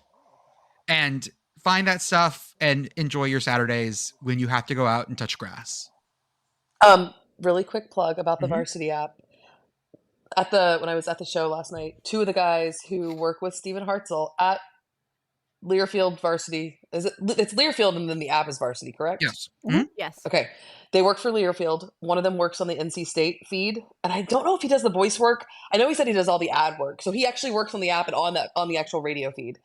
His name is Zach. Shout out Zach. He was great. They were great. They held my seat for me. And Gus works on Vanderbilt and maybe something else. So, anyways, they actually work on this, and they are very familiar with the Sickos. And love you guys. Love all of us. Yeah. Love it. So shout out Zach and Gus who work for Learfield and work on the radio feeds. And who'd have thought we love our radio friends? Who'd ever thought we would be on a podcast network? What a wild fucking thought. Yeah. And as always, go to our link tree in our Twitter, Instagram, and Blue Sky profiles for various discounts. And if you would like, join our Patreon. We have a bunch of new members this week, and we will have more going forward. If you join our Patreon at the $5 level, that gets you access to our Discord, the run post option, where we have... Again, we're still called the the Moon Crew Discord, but we're gonna be changing the name. It is not changed. Like, people are confused. They keep saying this. Like, People are really confused about this. Yes. Okay. Like, I have to address this. So again, this is why I keep not kids, yet. listen. Eventually, it's going to There's change, a but not Discord yet. that we're all in. It doesn't matter what the name is. There's awesome people there. Don't worry. It's in the Patreon. It's in the Patreon, but right now it's the- still called the Moon Crew. But it will change the eventually. primordial swamp we grew in. Right. Yes.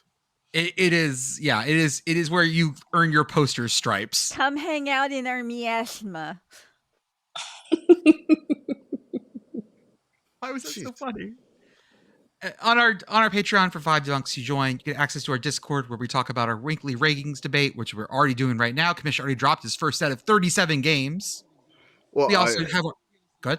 I just dropped the 37 games because there's so many FCS versus FBS games. It's incredible. But yeah, we only have 37 FBS versus FBS games coming up this week. You're welcome. On the Tuesday podcast, we're gonna have to talk about Thursday. Oh, we're gonna talk about it. The wild fucking day that Thursday is. We're gonna talk about it. I'm buying 30 iPads for it. 30. Let's give them something to talk about. We have, of course, all the channels in there, which include things about like your animals or food or the college football video game or about the conversation pits where just all the general shit goes. I love that we still have a thread in Sports Whenever that is just remember some guys. But you can only post once every 24 hours, is it? Once every 6 hours. Once every 6 hours, okay. Once every 6 hours, you can remember some guy. But like this thread has been going on. Like, you know, those quote tweets that you get is like, yeah, people would just say, just remember random people. Yeah, that's been going on for months in this Discord. Like, it is not stopping. It is awesome. It's a thread in Sports Whenever. We're going to have to get it vaccinated pretty soon. It's been alive long enough. Like, it needs vaccines, y'all. If we don't, it's not going to be able to get on our insurance. If you have... Jordan's in charge of HR, so I'm leaving that up to him. Oh, yeah. Oh, I get to choose the health plan. Okay. No. Beth gets that because she's got egg allergies, so we gotta have Beth in charge. Flying to Lithuania for your health care. Any doctor you want within 10 miles of Vilnius. Jesus. Also, if you have ideas about things like new segments or fun ideas, things you want to talk about, you can find us on there as well. If you get subscribed to the Patreon, you also get access to things like our different podcasts. We have a couple of ones behind the paywall that we're starting back up. We also, of course, have our merch store at sickoscommittee.org. Brand new items. This week, I will finish up our new In This House stuff. So we'll have it for week 1 and it'll be ready to go. I'm finalizing it.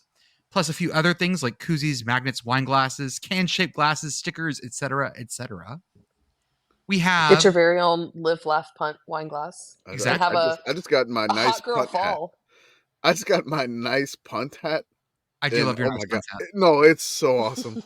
It's like a great like foam trucker hat, and it fits. Like, it came to me, and I just put it on my head. It was already on like the perfect tabs. Like, it was just meant to like go right on my head. The wand chooses the wizard.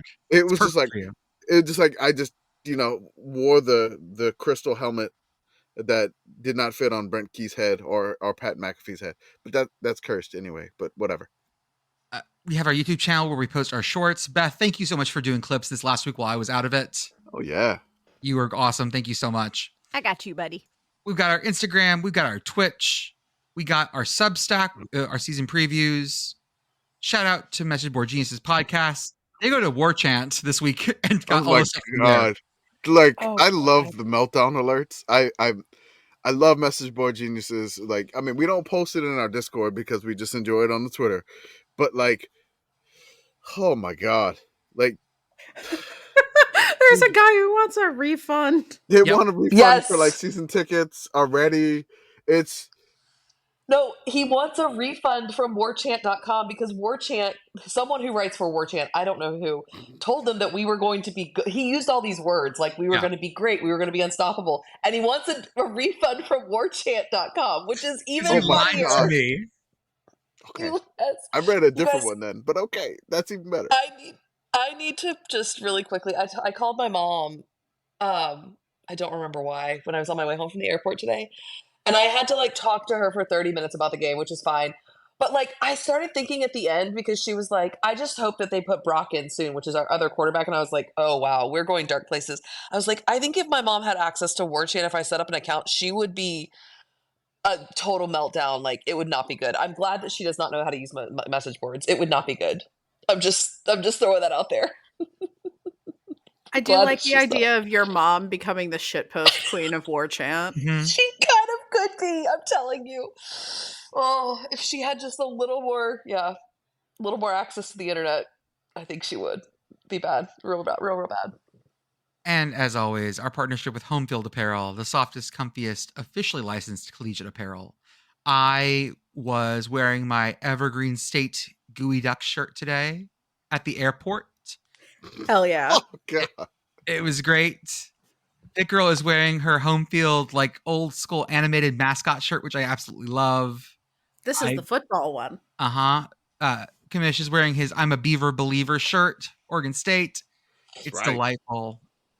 Use offer code yes, ha ha ha yes, 3 ha's for 15% off your first order. And this season we have our Sickos hat showcase.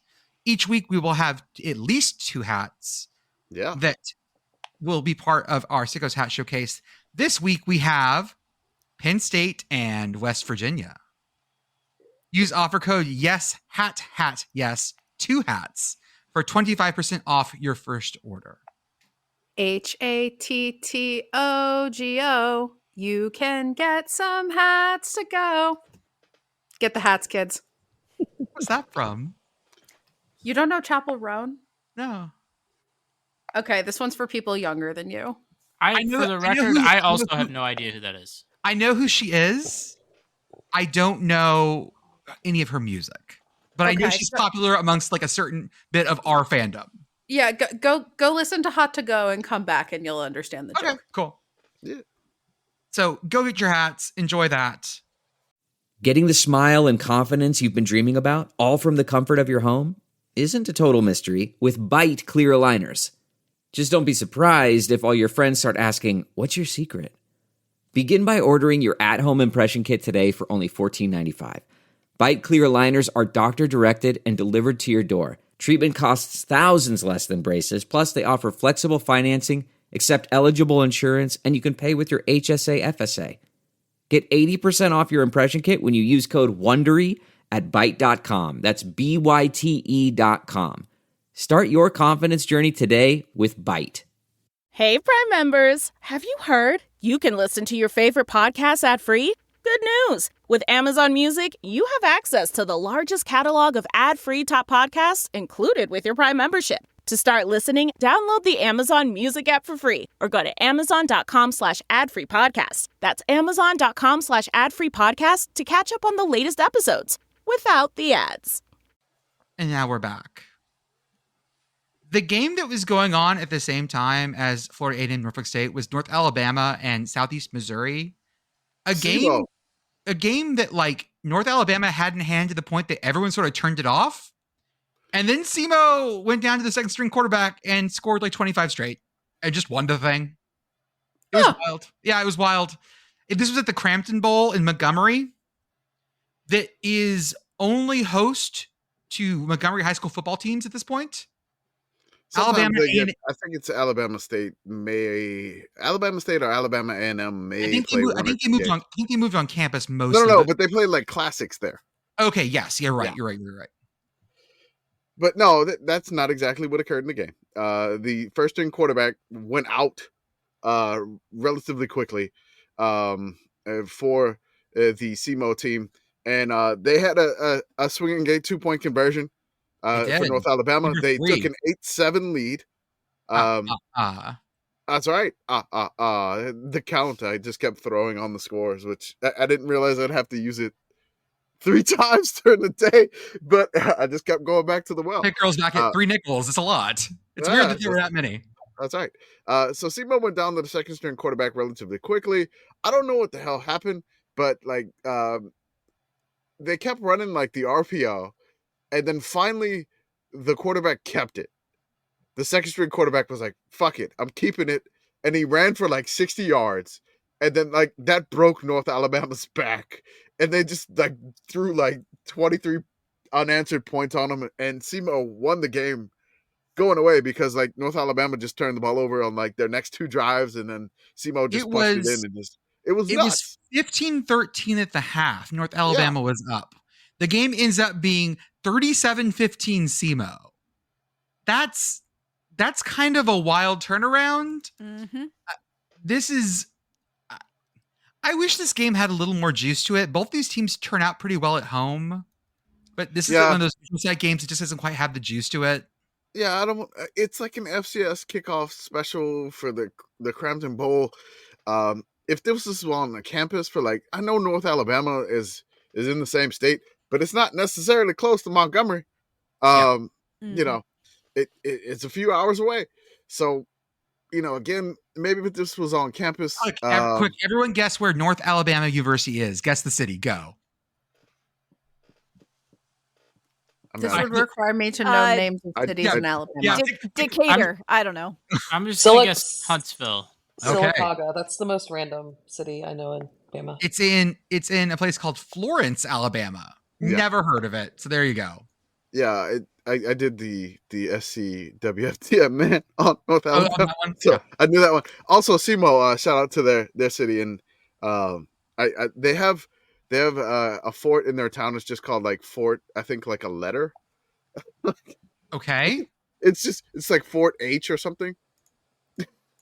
It's okay. It was wild. I stayed at my friend's house in Sumter, South Carolina this week. Fort Sumter. No, but that's the thing. Fort Sumter is in like Charleston. Sumter is like dead center in the state near Columbia. And I was like, oh, we're near Fort Sumter. And she's like, dude. Okay, so that's very confusing. Can I have credit for being closest to University of Alabama with my Decatur guess, which was 50 miles away? Close. You were real close. Okay. I know nothing about Alabama. So SEMO's in Cape Girardeau, Missouri, and their fort, which I made light of a few times on the SCWFT man for their conference. Historic Fort D. That's what I tell the ladies. That's what I tell the ladies. You want to come see my historic Fort D? No? I'm calling HR. God damn it. Is that a Lego set? You've reached the Sickos Game HR department. Did you like my joke about my Fort D? We're definitely making Jordan the moderator for any sort of dating app we Oh, yeah. I was going to say, this is also a perfect example of why we should not have a dating app. One of the questions is like, pick your favorite historical site and how it describes your genitals. Fort D's that got really specific. We may not have a dating app, but we do now own Jordanslist misconnections@gmail.com. Hey, y'all, I need you to start sending stuff to that this week. Say it one more time, Beth. Jordanslist misconnections@gmail.com. Okay. Yep, start sending stuff there. Go ahead. Do that. All right, moving on from Fort D's nuts. You're trying. Oh, that was even better. Oh, it's even better. We're bringing it back to Nick Saban. I love that we're bringing it back to Nick Saban. Tying it all together, folks. So SMU had their debutante ball. They were presented as part of the ACC in their beautiful cotillion outfit. And they had a day, y'all. I do declare, I do not like the cold weather feet on the fire. It was it was chilly. It was like 100 degrees here in Dallas. It was like 45 in Reno. Just a little nippy. Mm-hmm. A little nippy. They were wearing sleeves. Like I said it on the podcast. I told you. Like this weather's going to mess with them. And it kind of did. Now, we're talking about this game like SMU lost it. They did not. They won 29-24 over the Nevada Wolfpack. This was a spiritual loss, though. Let's be real honest about this. This was very ACC. They lost this game in every way that matters. Yeah. Welcome to the ACC, SMU. I know you're paying us to be here. The self-loathing is free. You can't possibly... this is not what SMU fans wanted for their coming out party. Look, SMU, welcome to the ACC Coastal. It's all coastal. You're like 5 hours away from the coast. But yeah, you're in the coastal now. Enjoy. Oh, it's Coastal's just in everything now. It's We in had everything. it contained, and you monsters were just like, it's fine. We can mix it all together. I'm It'll really be hoping this Coastal." happens. I'm We really got hoping this stew happens. going. I'm really hoping this happens to the Big Ten West this year. Does Mhm. White And then Rock Lake combining the have a Pac-12. coast? Did White what? Rock Lake? Yes. I mean, it does. It's not a great coast. In the sense that it has an edge, yeah. Right. There's a That's what they- shoreline. That's where the SMU rowing team practices. All It's right, delightful. guess how many penalties SMU had in this game? Oh, it was so many. Just I'm guess. sure they were so mad. guess. 30. Was it Well, like Tommy. was it like 10 or 15? It was a lot. 18. I remember. 11. Yeah, it was a How lot. many yards do you think? They had some huge ass penalties. So this was like Yeah. over 100. I was gonna. I mean, with 11, it's like it kind of has to be over 100. We're Like going, you're not false starting 11 times, right? No. Like you're Yeah. not You getting. hope not. Well, but regardless, like if you have that many penalties, Well, they're I not mean, all going to be 5-yard They ones. spit on somebody. They slap somebody in the face. Oh, it was a little slap and tickle, y'all. Like Oh a my little god! slap and tickle and spit, and like it was weird. This is the SMU third don't wanna time he said kink tickle. shame, but Wow. you do need to make sure that everyone's consenting first. That is true. Right. That is true. Yes. It was 125 yards of penalties. Also, Nevada. No. Nevada Oh. had 11 penalties also themselves in 81 yards. So we had our first safety alert in the game, which I didn't know this was a rule, so I kind of learned this rule, which basically everybody's doing the safety symbol, and it kind of looks like they're walking like Egyptians. But I didn't know this was a rule. So the Nevada player signaled for a fair catch on a kickoff, but then he muffed it. And since he was on like the edge of the end zone, the ball bounced on like the 1. So since he muffed the fair catch on a kickoff, Nevada had to take over on the 1. And then 2 plays later, it's a safety. It's 24-23 SMU, and then SMU just has that momentum at that point, and they wind up taking the lead thanks to RJ Maryland, amazing tight end. Had 8 grabs for 162 and a touchdown. In the fourth quarter alone, he had 4 catches for 116, including the go-ahead score on a 34-yard touchdown with 78 seconds remaining. He won the game for them. Let's be super clear here. Seriously, it was RJ just like Maryland won this game on his shoulder, just out of sheer spite. The quarterback was just like scrambling everywhere. Nobody's open, but there's RJ Maryland wide open. Welcome to the ACC. 237-6'4" from South Lake, Texas. Yep. He was a dragon. Really quick shout out. Excuse me. Speaking of ACC, teams in the ACC whose social media teams I am jealous of. Georgia Tech's fantastic. Did a great job. Also SMU. They both have really good social media teams. So shout out to whoever's running their socials. Florida State's remains terrible. It's not great. They had the beautiful, my favorite part of the last week of the SMU social media was that they have their ice uniforms, and they celebrate those by literally having like chunks of ice. They were holding up actual chunks of like, but not like a block of ice. It was like you went to the store and got a bag of ice and didn't break it up enough. And it was a chunk of ice. People noticed that they were doing that photo shoot nowhere near the campus. They were doing it like in downtown Dallas, and SMU is not. It's close by, but it's in its own city. It's very different. So that's always very funny to me. We're Dallas's team in University Park. I just want to give a shout out to like the weather. Like, I mean, it was like 100 and then it was like 40 something. And I knew SMU people were going to be in sleeves in August. And Rhett Lashley just, oh my God. Like, he's wearing like a crew neck and like layers. And I'm like, this is not good for August. You're not ready for this. Just, whew. Oh, they're lucky to get out of there with a win. So they didn't go full ACC yet, but that was close. What were the quotes he said? Was he the coach that was just like, we got our asses beat? They ran us up and down the field. I can't remember. I think it was him. He definitely had no chill about this at the post game. He was like, yep, we lost in like every way that mattered in this game. We won, but got that 1-0, but oh man, was not great. Still means that SMU might win the ACC. Yeah. Isn't that like the happiest possible coach though? When you have a game where you manage to win it, but now you get to yell at Now you everyone get to, about like, everything. oh my god, yes. It's just like it's almost Monday's like a gonna coach's dream. suck Like for those we are guys. gonna just oh my god, and then it's hot back in Dallas. Oh god, they're oh man. I got off the plane today. It was 96, feels like 100. Oh yeah. Oh my You're gonna god, do yeah. up downs until I'm tired. Yes. One of those days. It's gonna be one of those days. It's nuts. So one final game. The Hawaii test. So I want to do this, we're gonna, I'm wearing the Oregon State shirt for Corvallis Love.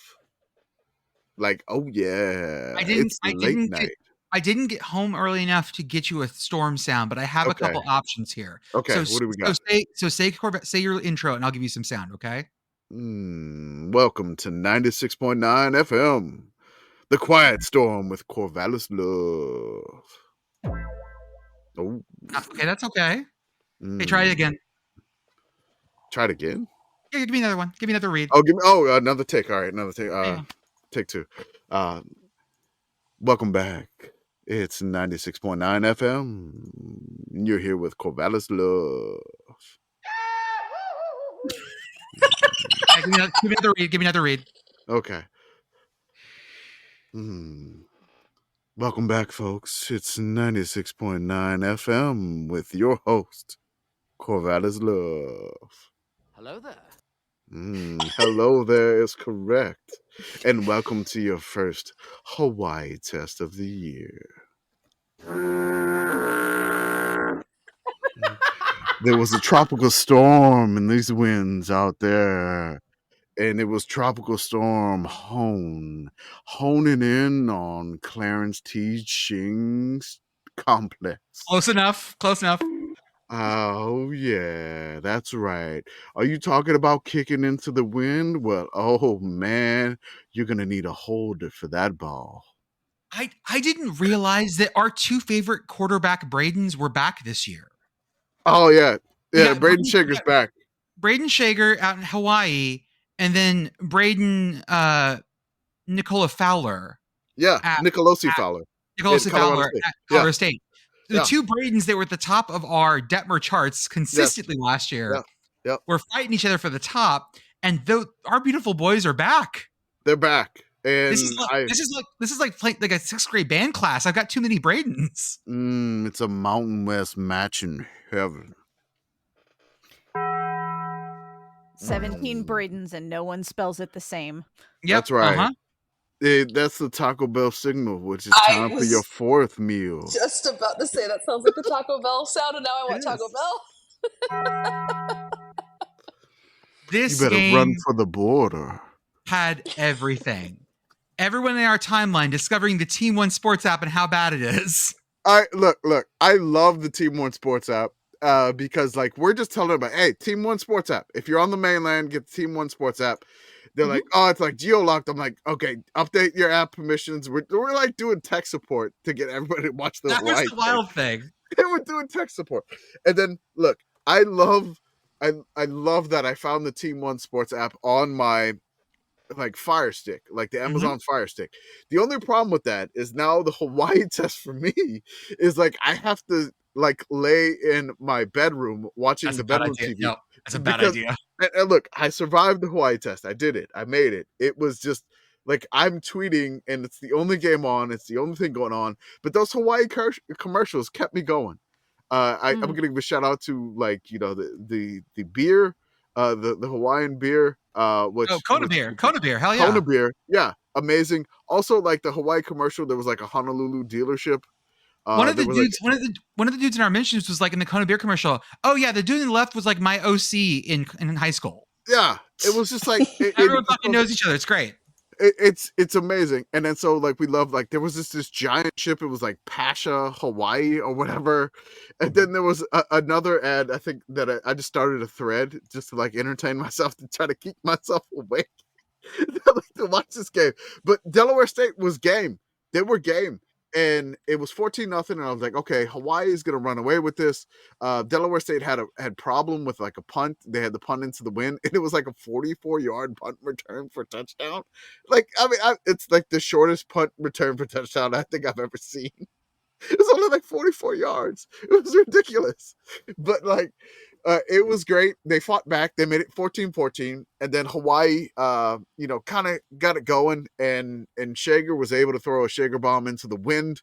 There was one that should have been another Shager bomb, but like the wind like knocked it down. Wind got it. Like the wind just like totally knocked it down.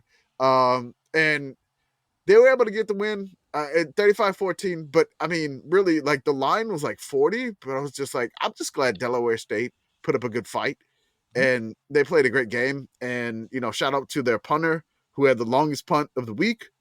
Which they had 20 punts in this game. Shout out to Nathan Wilson, Delaware State punter from New Jersey. Longest punt of the week 0, 62-yard punt. Pitt Girl, what were you gonna say? I was going to say shout out to our dear friend LSUfootball.net, who has figured out a way to get the Team One Sports app to let you have the link on a desktop. And you can click the link and then it'll ask you where you are and you say yes, and then you can look at it on your computer, which is very nice. There's also in the Discord, if you're a part of the Discord, we have some folks that are good at finding links to streams, not pirated streams. I'm being very clear here, but they are direct links to streams. And for the Hawaii one, I had to open VLC Player because it wanted to download a file for me to open to, like, it was like an M4U file. I was like, what the fuck is this? But it worked, and I could screen cap it, which is all that matters. I just don't want to watch stuff on my tiny little phone screen. Right. Years ago, the Fullcast said that the entire college football industry is like propped up on the narrow read of LSUfootball.net, and nothing could be truer than that statement. Without that, we all crumble to dust. It is a load-bearing website for what we do. Yeah, LSUfootball.net is very much the like. There's an XKCD about how the internet is held up by like some random Nebraskan side project. Yeah, that's LSUfootball.net. Also, shout out to the lady, and I can't remember her name, who helped figure out getting Delaware State to the game when they missed their flight. Reddit had that one, yeah. Yeah, that was great. She helped just to get Delaware State there. Only 8 of the players were able to go to the luau they had planned for them, which sucks. I hope they gave them like a luau after the game, but I mean, there was a tropical storm, so I don't know. And I hope all the Delaware State Hornets players get back to it. I mean, really, I'm just happy for Delaware State, which, I mean, they retweeted, I think Jordan had the tweet with like some of the sweetest uniforms they have in college football, which they're amazing. Shout out to the Hornets. I love their logo. Before this change, they made it a little less aggressive, which their older logo, it was a lot more aggressive, and I love that more.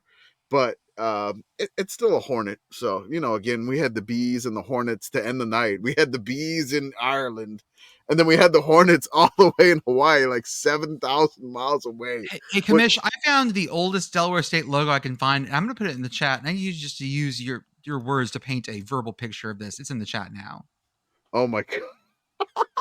Use your words to paint a picture of this for us. All right, so this is like a Hornet from a Looney Tunes cartoon where the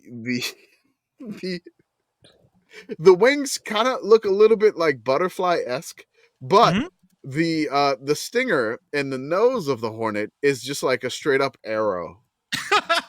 It's an arrow. And then also they have speed lines, so that Hornet's flying in fast. Hornets are known for their very sharp faces. That's how they sting you, with their giant arrow nose. So this was part of the Delaware State rebrand this year. They did change it slightly because the original version they did was a little too close to the Charlotte Hornets. Yeah. And they just they erased some lines and made some angrier eyes, and it was all fine. Yeah, it's pretty good. But I like the old Hornet home field. If you're listening, that guy like that on like a sky blue shirt. Yeah. Like no, there's another logo. Like there's the one. Let me see if I can find it. It just says like DSU, or there's the one. You can see like the. Oh yeah, here I found it.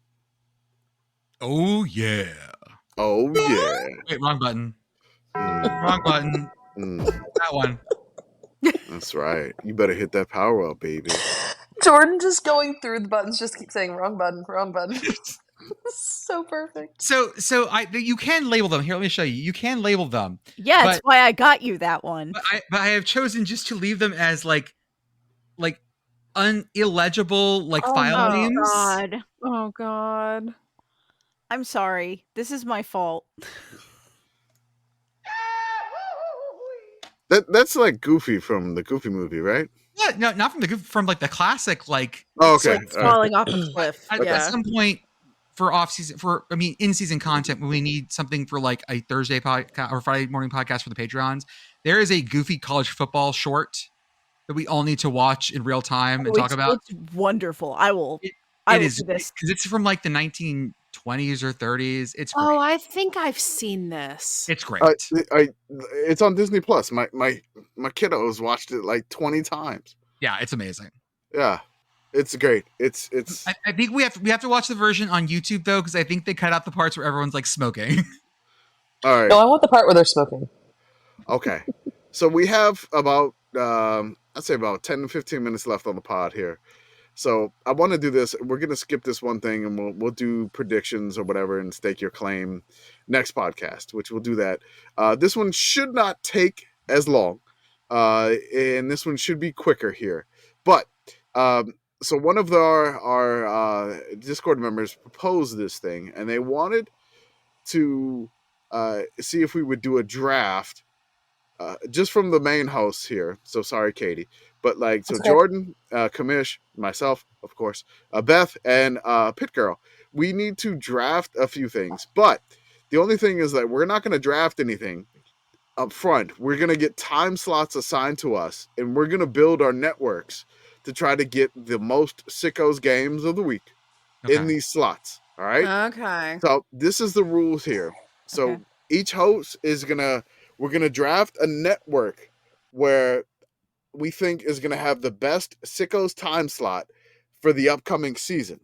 So example, we would draft like the Big Ten Network at noon, ESPN 3:30, the CW ACC Showcase, stuff like that.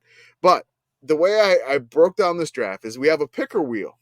So the picker wheel is just going to randomly assign what time slot we get, and then we have to build our networks snake draft style after that. So each of us only gets one time slot overall. Each of us only gets one time slot overall, but we get 4 networks that we can have to build. Okay. So there's 16 total networks to do that. One thing I want to just let you know is if you get the primetime slot, there's going to be a little bit of a mid-afternoon primetime overlap for like Conference USA and maybe some after dark Conference USA or Maction. Those weird time slots. So we can just hammer that out a little bit later throughout the year. But this is how it works. So there's a picker wheel coming up there, and that does that. I did not put the host in that. So if you want to just randomly assign a host and then do the spin, it's up to you. First person is Commish, and you get the noon kick. I get noon kick. Okay. Beth, you get the mid-afternoon slot.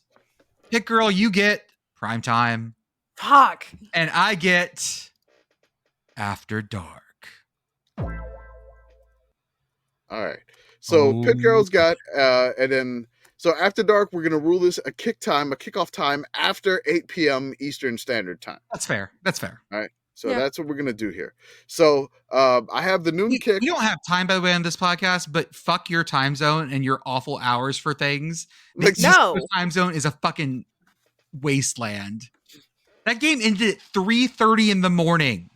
Yeah, this seems like a you problem. Awful. Garbage time. Central time zone supremacy. Okay, so Commish, you get noon kicks. Beth, you get mid-afternoon. Pitt Girl in prime time, and I get after dark. All right, I have listed 16 networks below that. Do you want to do the draft in order of what the networks are, or do you want to randomize it? I mean, let's do the draft in terms of, we get to pick our draft, right?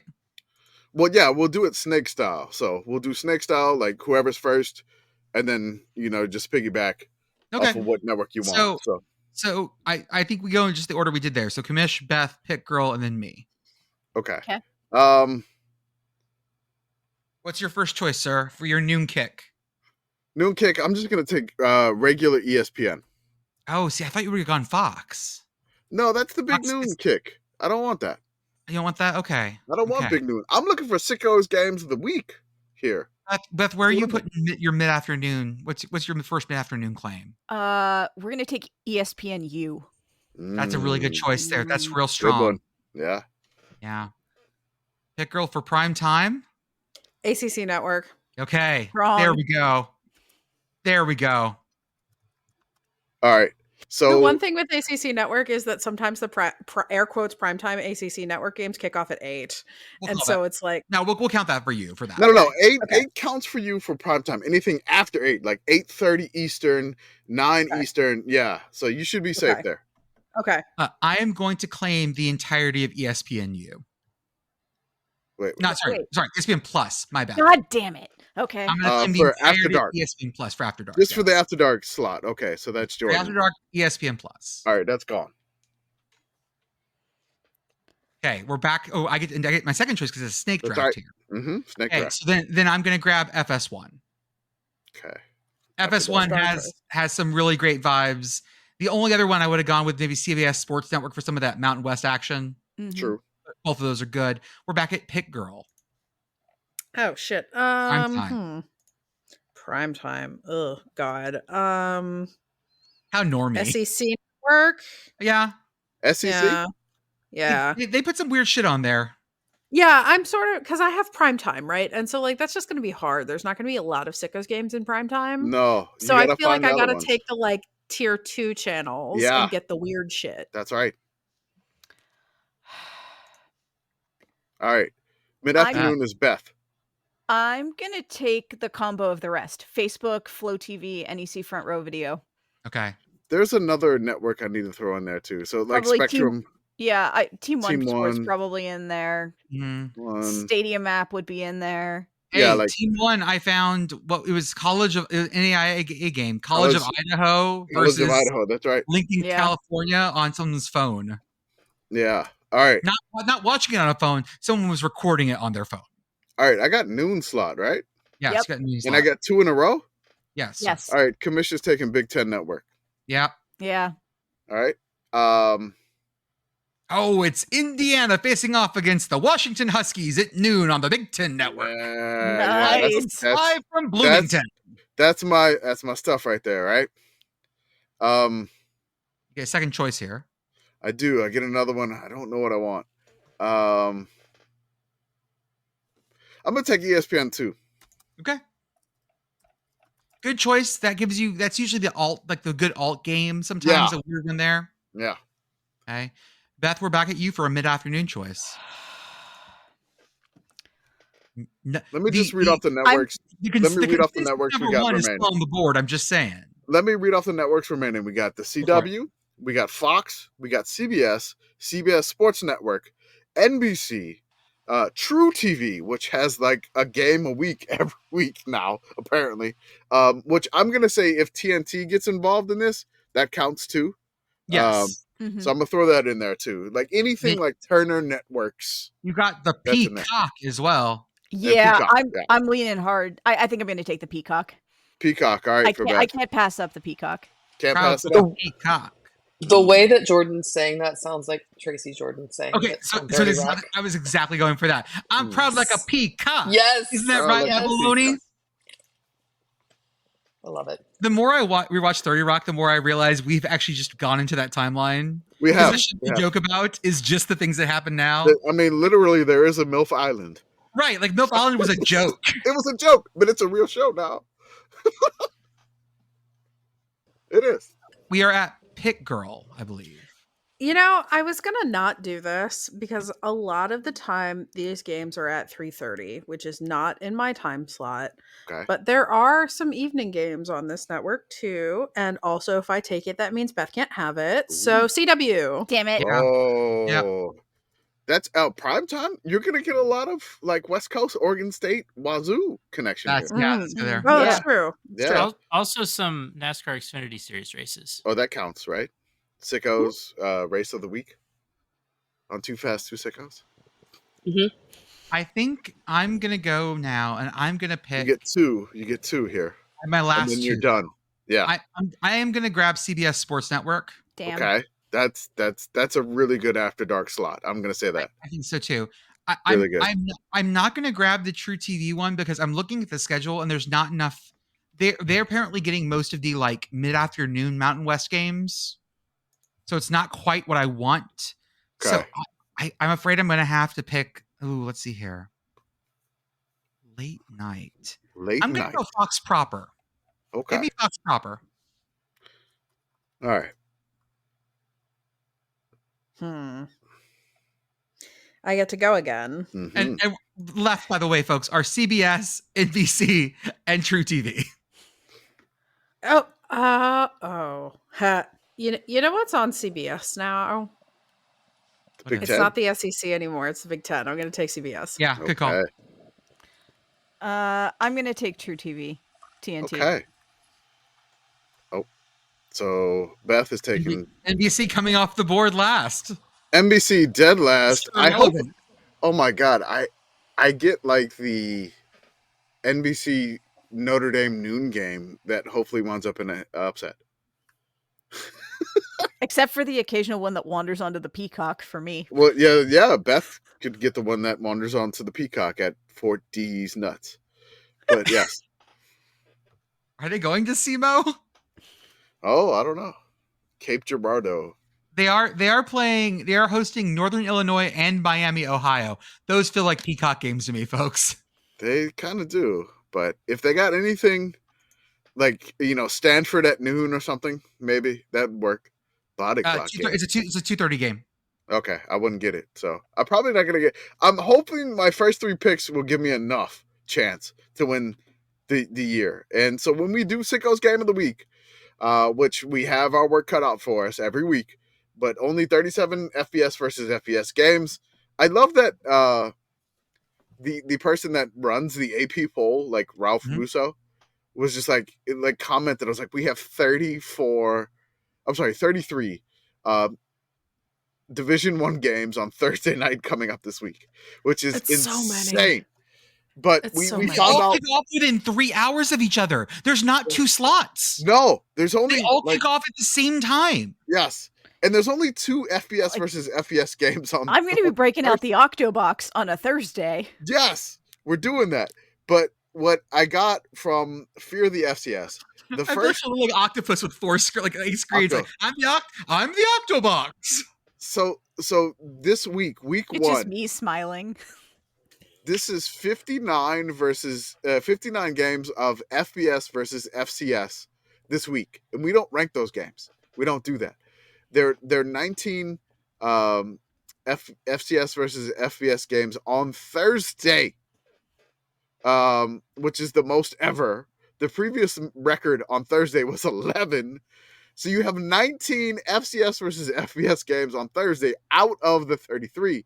There's some just straight FCS versus FCS. There's some like D2 versus FCS. There's only 2 FBS versus FBS games on Thursday, which is Coastal Carolina versus Jacksonville State and UNC, North Carolina versus Minnesota. 13 games kick off at 14 games kick off at 6 p.m. Central on Thursday. Yes, it's nuts. We're not gonna like Thursday. We gotta work. Week 1 is normally insane, but this is even more insane. But Katie, isn't it great that everyone will have calmed down by Monday night to watch Florida State and Boston College? Yeah, it's gonna be. Yeah. I just want to say one thing, Katie, you brought us the picture of the Cyber Knoll.